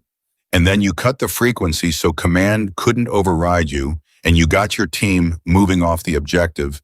And 11 minutes later, the extraction that was inbound turned around. Somebody up the chain heard 'I won't do it' and decided Nightingale's whole team was now a liability.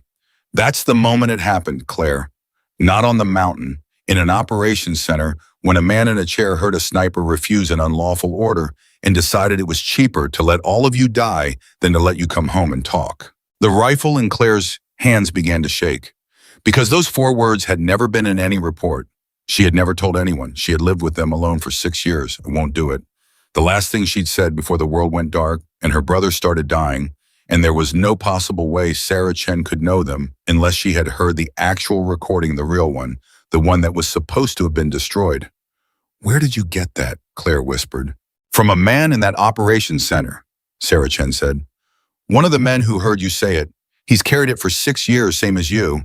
And 8 months ago, he finally couldn't carry it anymore. And he came to me and he told me everything and he gave me the recording. He's my witness for the operations center." She took another slow step. "But he can't testify to what happened on the mountain because he wasn't there. Only one person was there on the glass who saw the whole thing and lived. Only one person can put the mountain and the operations center together and make it a crime instead of a tragedy." Her voice softened.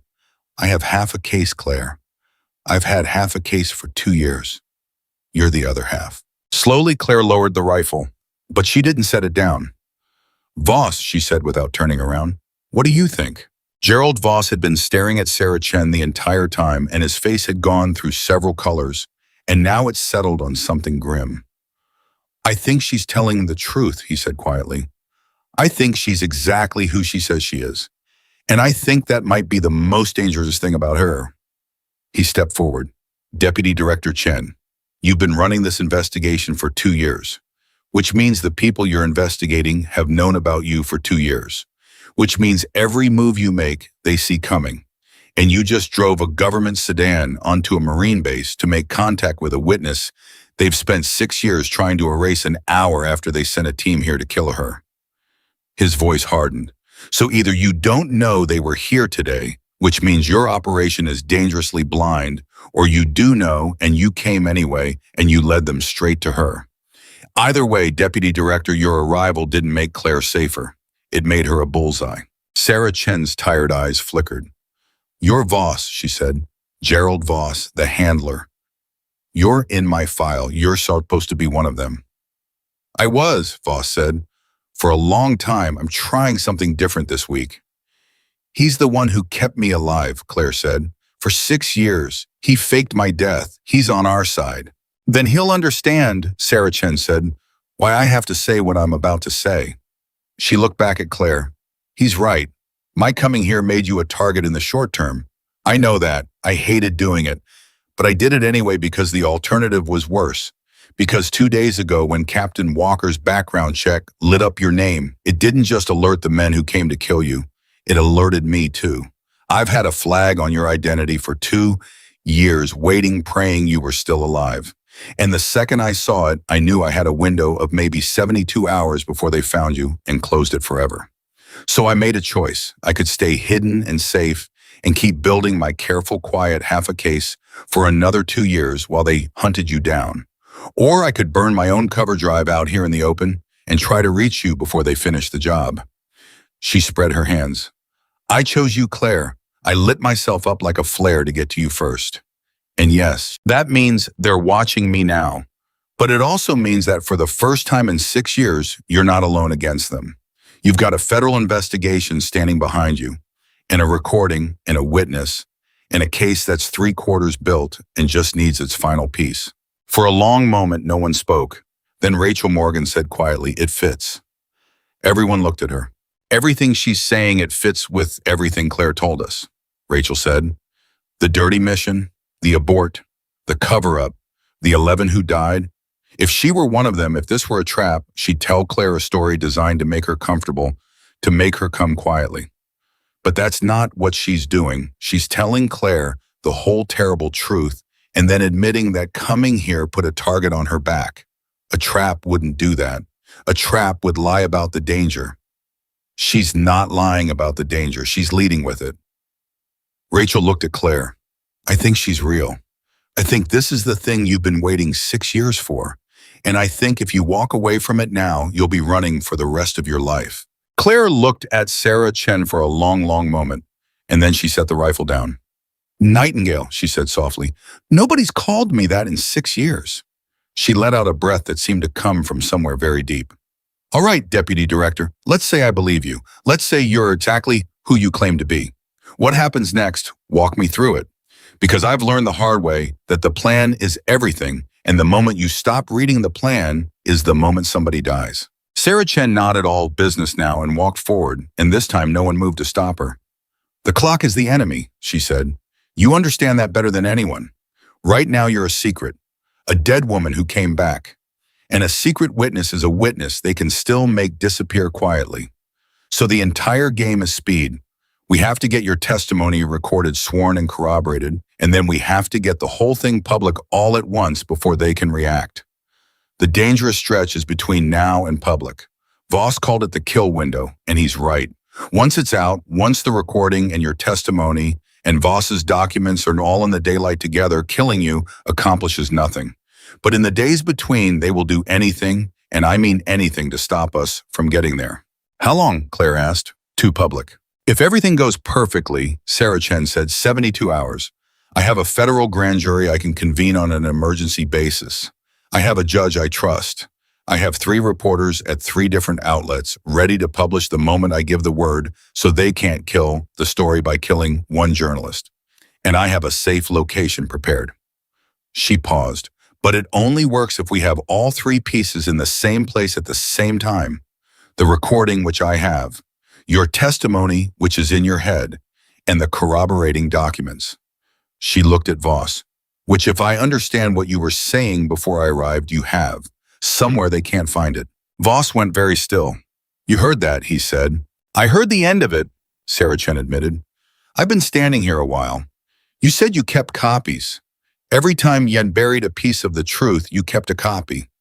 Names, wire transfers, the real intelligence, the abort order, they erased." Her voice was almost reverent.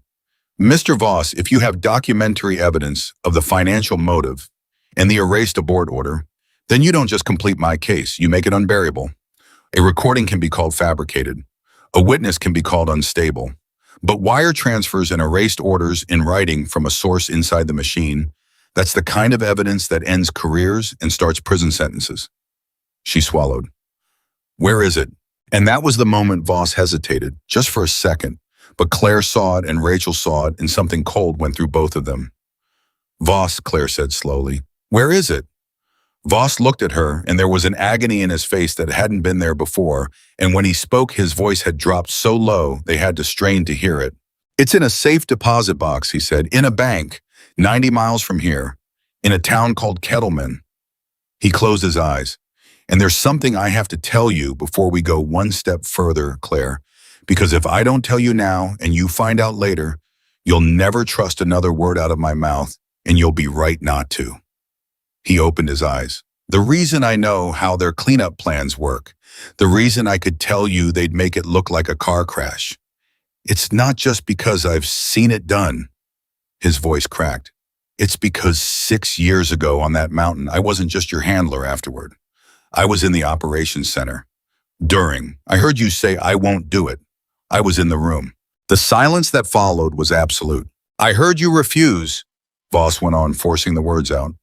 And I watched the man in the chair decide to let your team die. And I didn't stop him. I didn't say a word. I sat there and I let it happen because I was afraid, because that's what I was, a man who did what he was told and kept his mouth shut, and 11 men died while I sat in an air-conditioned room and said nothing. Tears were running down his face now, and he didn't wipe them away. And then afterward, when they wanted you dead too, when they realized you'd survived and might talk, I volunteered to handle it. I told them I'd take care of the Bennett problem, and they thought I meant I'd kill you. His voice broke completely, but I couldn't. I'd already let 11 of you die. I couldn't make it 12. So I faked your death instead. I buried you on paper and I hid you, and I told them the problem was solved. 6 years, Claire. 6 years I've been protecting the one witness to the crime I helped commit, because it was the only way I could live with myself. And I never told you because I knew that the day you found out I was in that room, you'd never be able to look at me again. Claire Bennett stared at the man who had saved her life, the man who had also, by his own silence, helped end 11 others. And every eye on that range was on her waiting, because no one knew what she would do, and neither did she. You were in the room, Claire said. Her voice was terrible in its quietness. When Hutch died, when Ramirez died, when Danny, my best friend in the world, bled out on that ridge calling for his mother, you were in a room with air conditioning, and you heard it, and you said nothing. Yes, Voss whispered. And then you saved my life. Yes. And you kept me alive for 6 years. Yes. Claire was silent for a long time. And when she finally spoke, her voice was thick with something that was not quite forgiveness and not quite rage, but some vast and terrible thing that lived in the country between them. I don't know how to feel about you, she said. I don't think I ever will. You're the reason I'm alive, and you're part of the reason they're dead, and I don't know how to hold both of those things at the same time. I don't think a person is supposed to have to. She wiped her face. But here's what I do know. You're the only one who ever told me the truth. Chen told me the truth about the mountain. But you just told me the truth about you, the worst possible truth, the one that could make me hate you, and you told it anyway, knowing it might cost you everything, because you wanted me to trust the man I'm about to walk into fire with. Her jaw tightened. And that right there is the difference between you and the men in those SUVs. They lie to survive. You just told the truth, even though it might destroy you. So I'm going to do something I don't fully understand and might regret.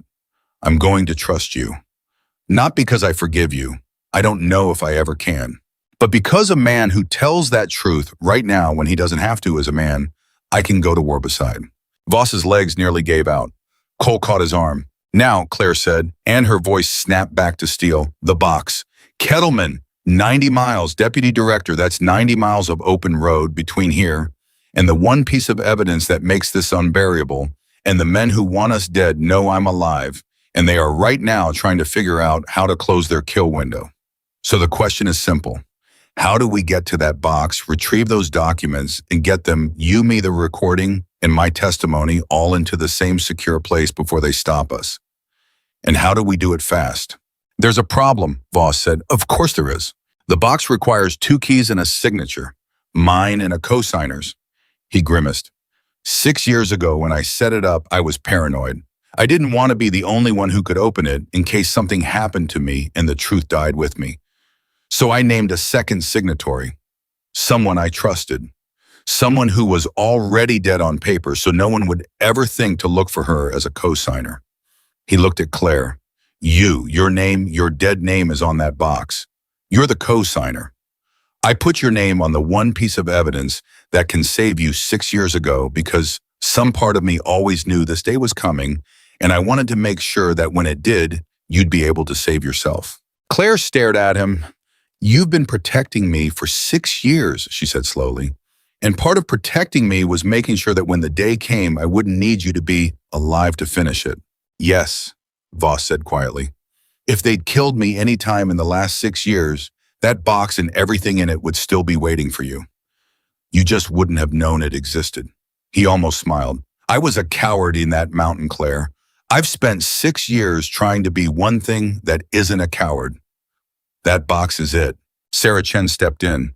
Then this is actually simpler than I feared, she said, though her voice was tight.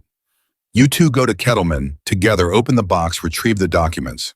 I take Claire's sworn preliminary statement now on the record before you leave, so that even if something goes wrong on the road, the testimony exists. I convene the grand jury for tomorrow morning, and my reporters go to print the moment the documents are in evidence. She looked around at the Marines. But the road to Kettleman is the kill window, 90 miles of open highway. If they're going to hit us, that's where and when. Then they don't hit an unarmed handler and a lone woman on an empty road, Walker said. Everyone turned to him. You want to talk about a target, Walker said. A government sedan and a rental car alone on a highway is a target, but that's not what's going to make this drive. He looked at his Marines and something had changed in him completely. Now the last of the old proud captain burned away, replaced by something harder and truer. What's going to make this drive is a convoy. Us. All of us. 12 Marines who can each put a round through a playing card at 1,000 yards because Claire Bennett spent 2 days teaching us how riding escort every single mile from here to Kettleman and back. You want to make an accident happen on an empty road that's easy. You want to make one happen in the middle of an armed Marine convoy in broad daylight with a dozen witnesses and long guns on American soil. He shook his head slowly. That's not an accident anymore. That's a war. And these men aren't ready for a war. They came for a whisper. Captain, Sarah Chen said carefully, you'd be putting your Marines directly in the line of... My Marines volunteered an hour ago, Walker said. 12 times. You heard them. I don't know her. Never met her. They already picked their side. All I'm doing now is giving them the mission. He turned to his men. But I'm not ordering this. This is off the books. This is nothing any regulation covers. And if it goes wrong, there's no medal, there's no honor, there's just trouble, the kind that ends careers and maybe worse. So I'm asking, same as she asked you an hour ago, anybody who wants out. Sir, Diaz said, with respect, ask us something hard. And the whole line laughed a rough, tight, adrenaline-soaked laugh, the laugh of frightened people who have decided to be brave together. And Claire Bennett stood in the middle of it and felt her throat close because 6 years ago, she had walked off a mountain, believing she would never again be part of something like this. Never again be surrounded by people who would stand in the fire beside her. And here it was the thing she'd mourned, come back to life around her when she least deserved it and most needed it. Okay, Claire said, and her voice was rough. Okay, Deputy Director, take my statement, fast. Voss, you and I are in the middle vehicle. Walker, you build the convoy. However you build it, but I want eyes on every ridge and every overpass between here and Kettleman, because that's where a long shot comes from. And I taught these kids to read exactly the kind of terrain a shooter would pick. She picked the rifle back up. And I'm not riding in the middle unarmed. If somebody's going to try a long shot on us, then they'd better understand that there's a long shooter riding right back, and I have not lost a single thing I knew 6 years ago. The next 20 minutes were controlled chaos. Sarah Chen set a recorder on the hood of her sedan, and Claire Bennett gave her preliminary statement, standing on the range as the light went orange. And it was the first time in 6 years she had said any of it out loud to someone official.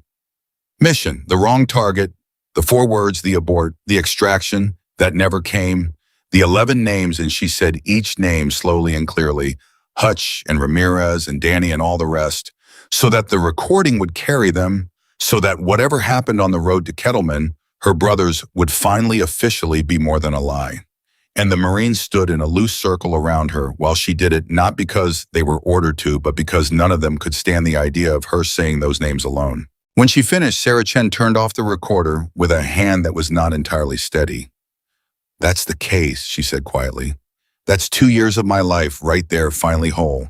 Whatever happens now that recording exists, and I've got 3 copies going, 3 directions the second I get signal.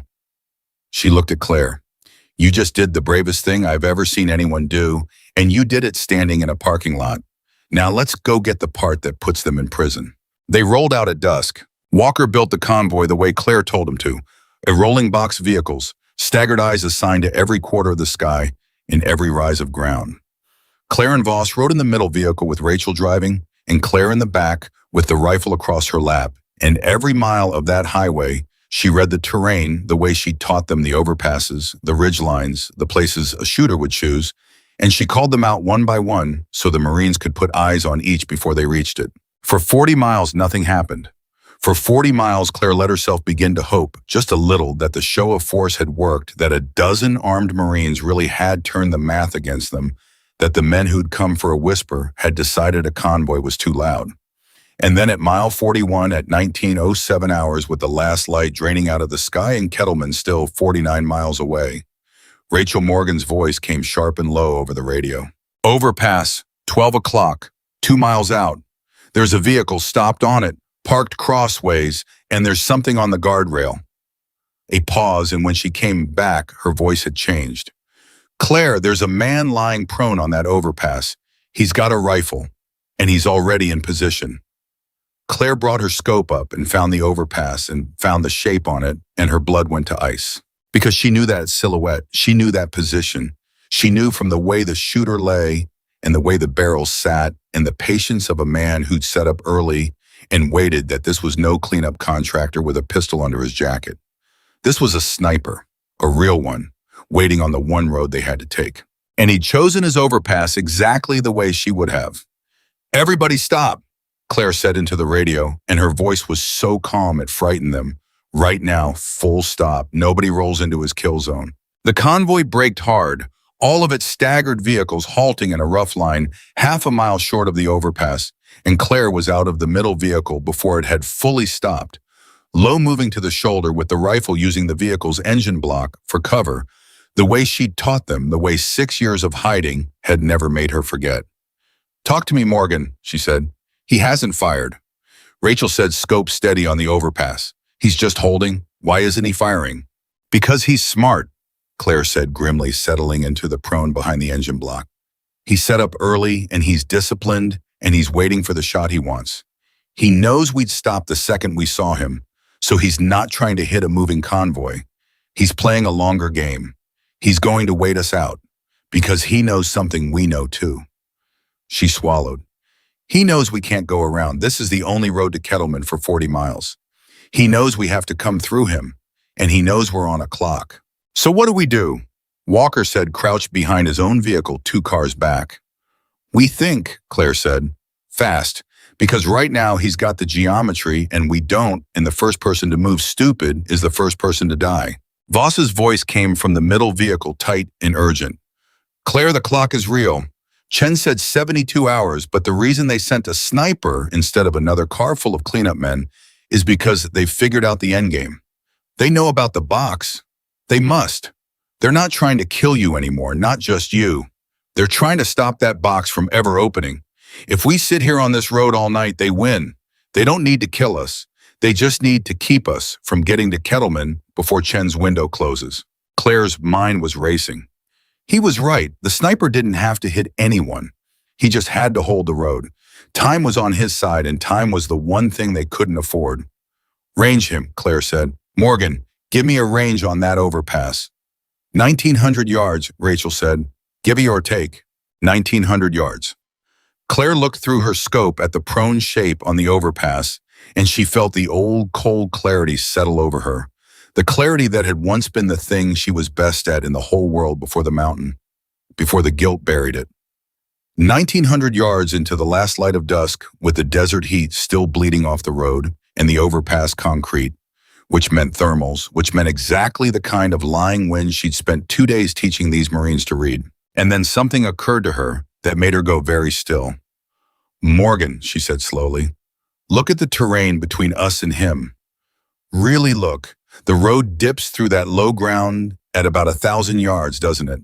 And there's that ridge on the right side, the one catching the last of the sun." "Yes," Rachel said. "Why?" "Because it's the same valley," Claire whispered. "It's the exact same problem. Heating rock on the ridge. Rising column.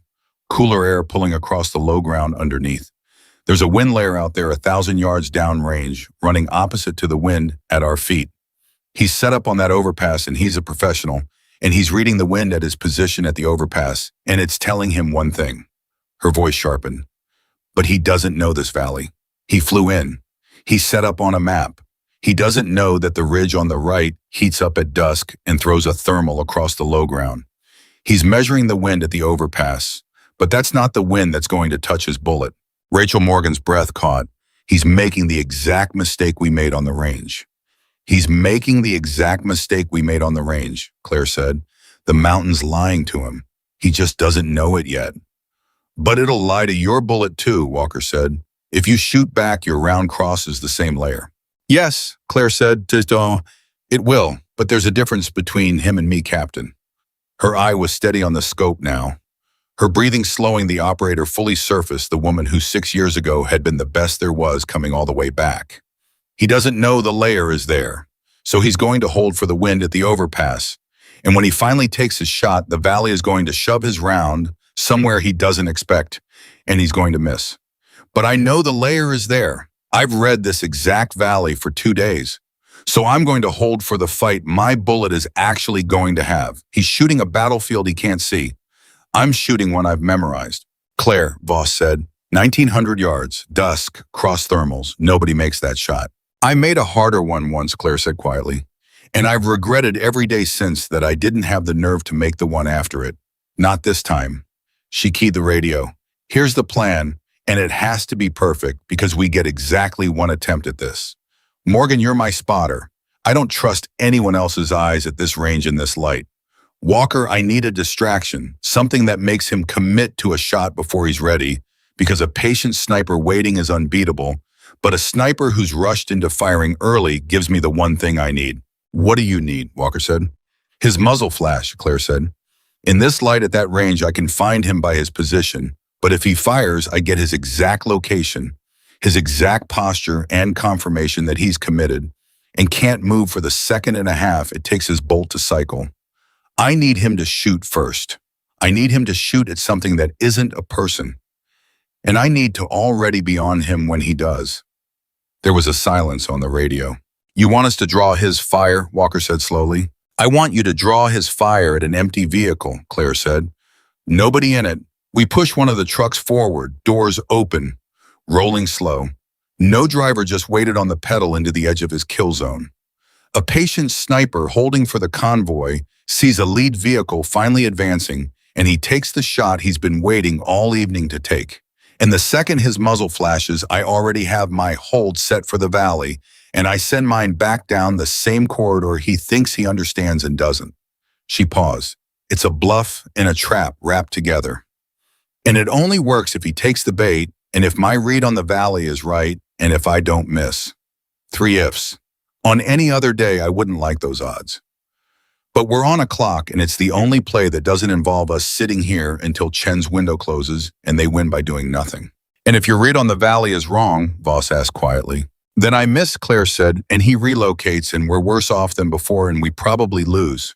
So I'd better not be wrong. She settled deeper into the prone. But I'm not wrong, Voss. I've read this valley for 2 days. I know this valley better than I know my own name. The one thing in this entire world I am still certain of is how the wind moves across ground I've studied. Everything else I lost on that mountain, but not that. Never that. They set it up in the failing light, fast and quiet. Cole rigged the lead truck a length of rope on the wheel to hold it straight, a wedge on the accelerator, and they aimed it up the road toward the overpass and let it roll slow and steady, an empty vehicle advancing into the kill zone like a lamb walking to the altar.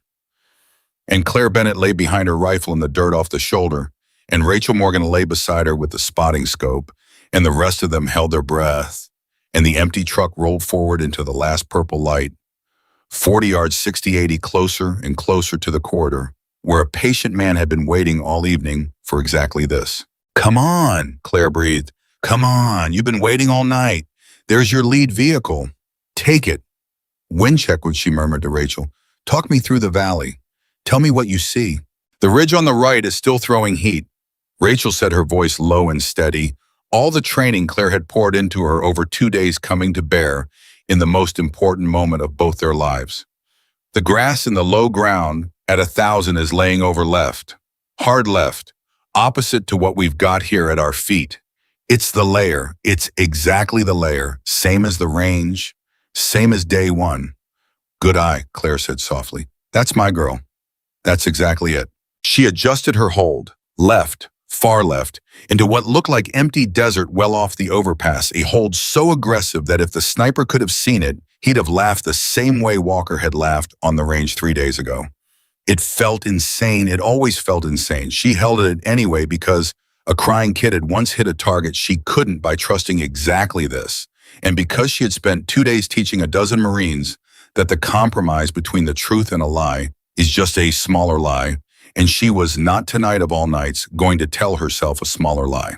The empty truck rolled to 90 yards short of the overpass, and the sniper took the bait.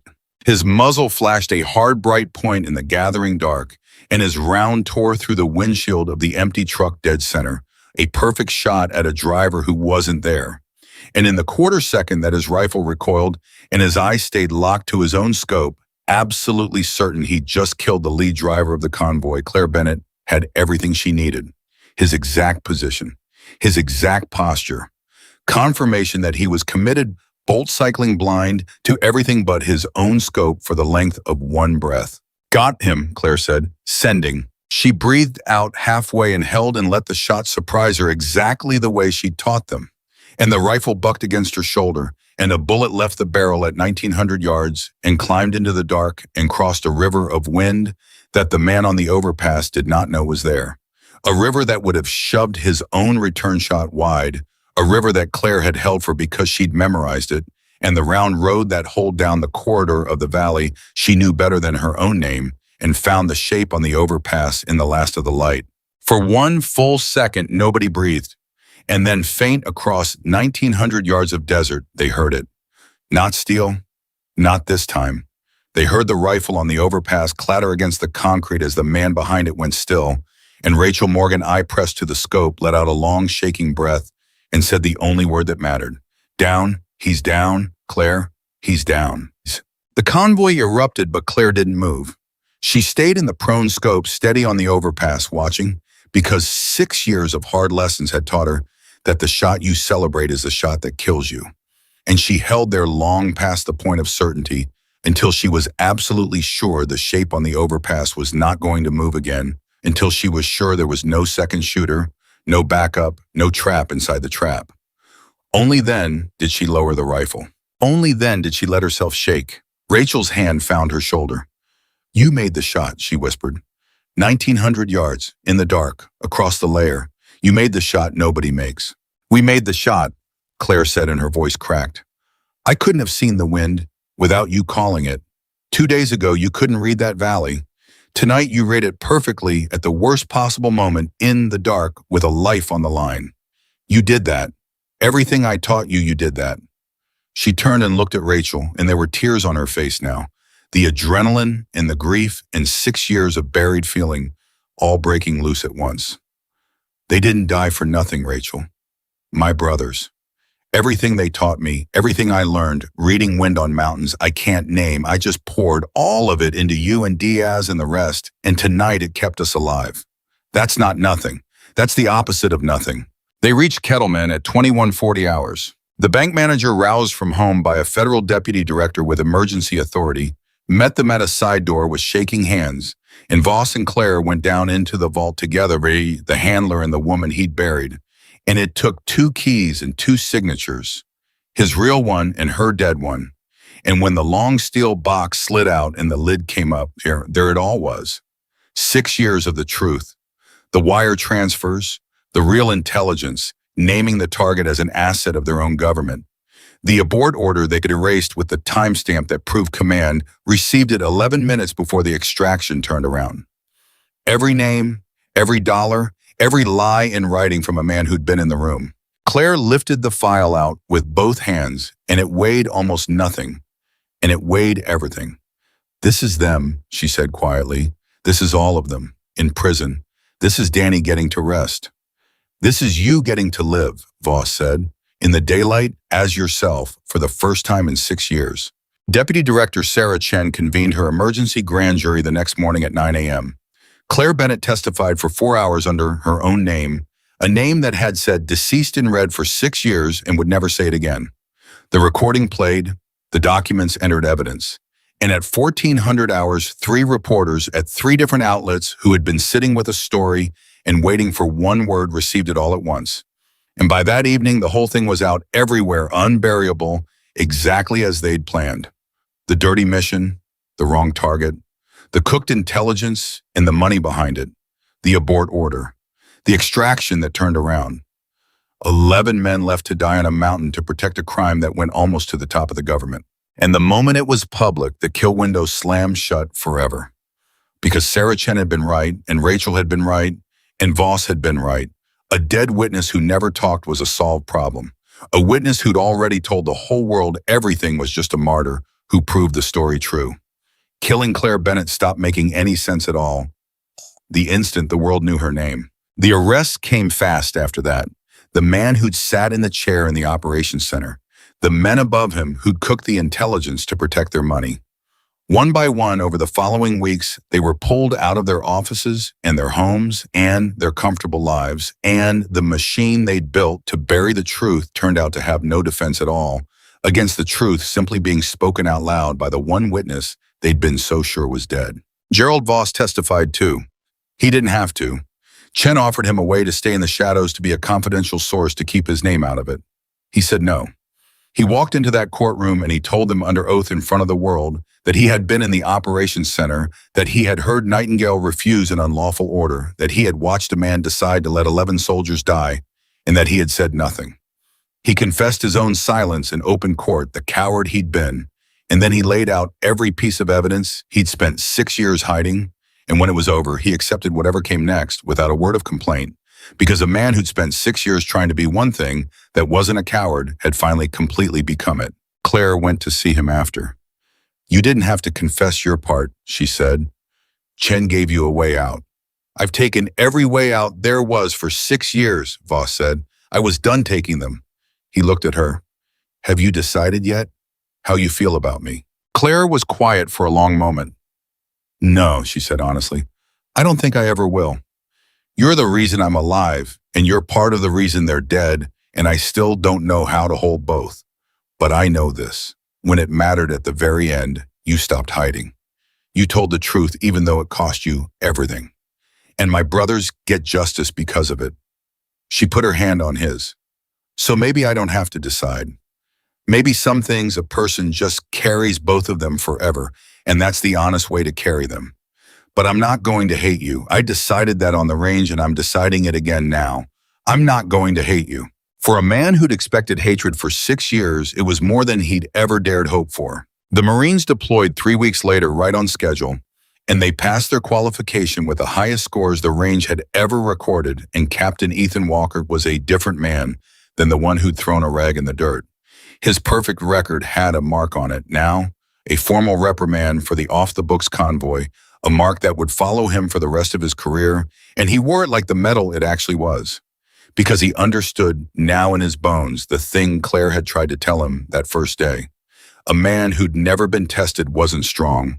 He was just untested. And Ethan Walker had finally been tested on a highway in the dark with a woman's life in his hands and his whole career on the line, and he had not broken. He'd found out what he was made of, and it turned out to be the right thing, and that was worth more than any record. Overseas in mountainous country with wind that lied exactly the way Claire had warned them it would, they fought differently than any unit before them. Their computers failed in the thermals the way they always would, but the Marines didn't panic and they didn't miss because they no longer trusted the machine more than their own eyes. They read the grass. They read the heat off the rock. They read the rivers of wind the sensors couldn't see. And when a mission in the high country came down to a shot that the ballistic computers swore was impossible, it was Diaz who took it.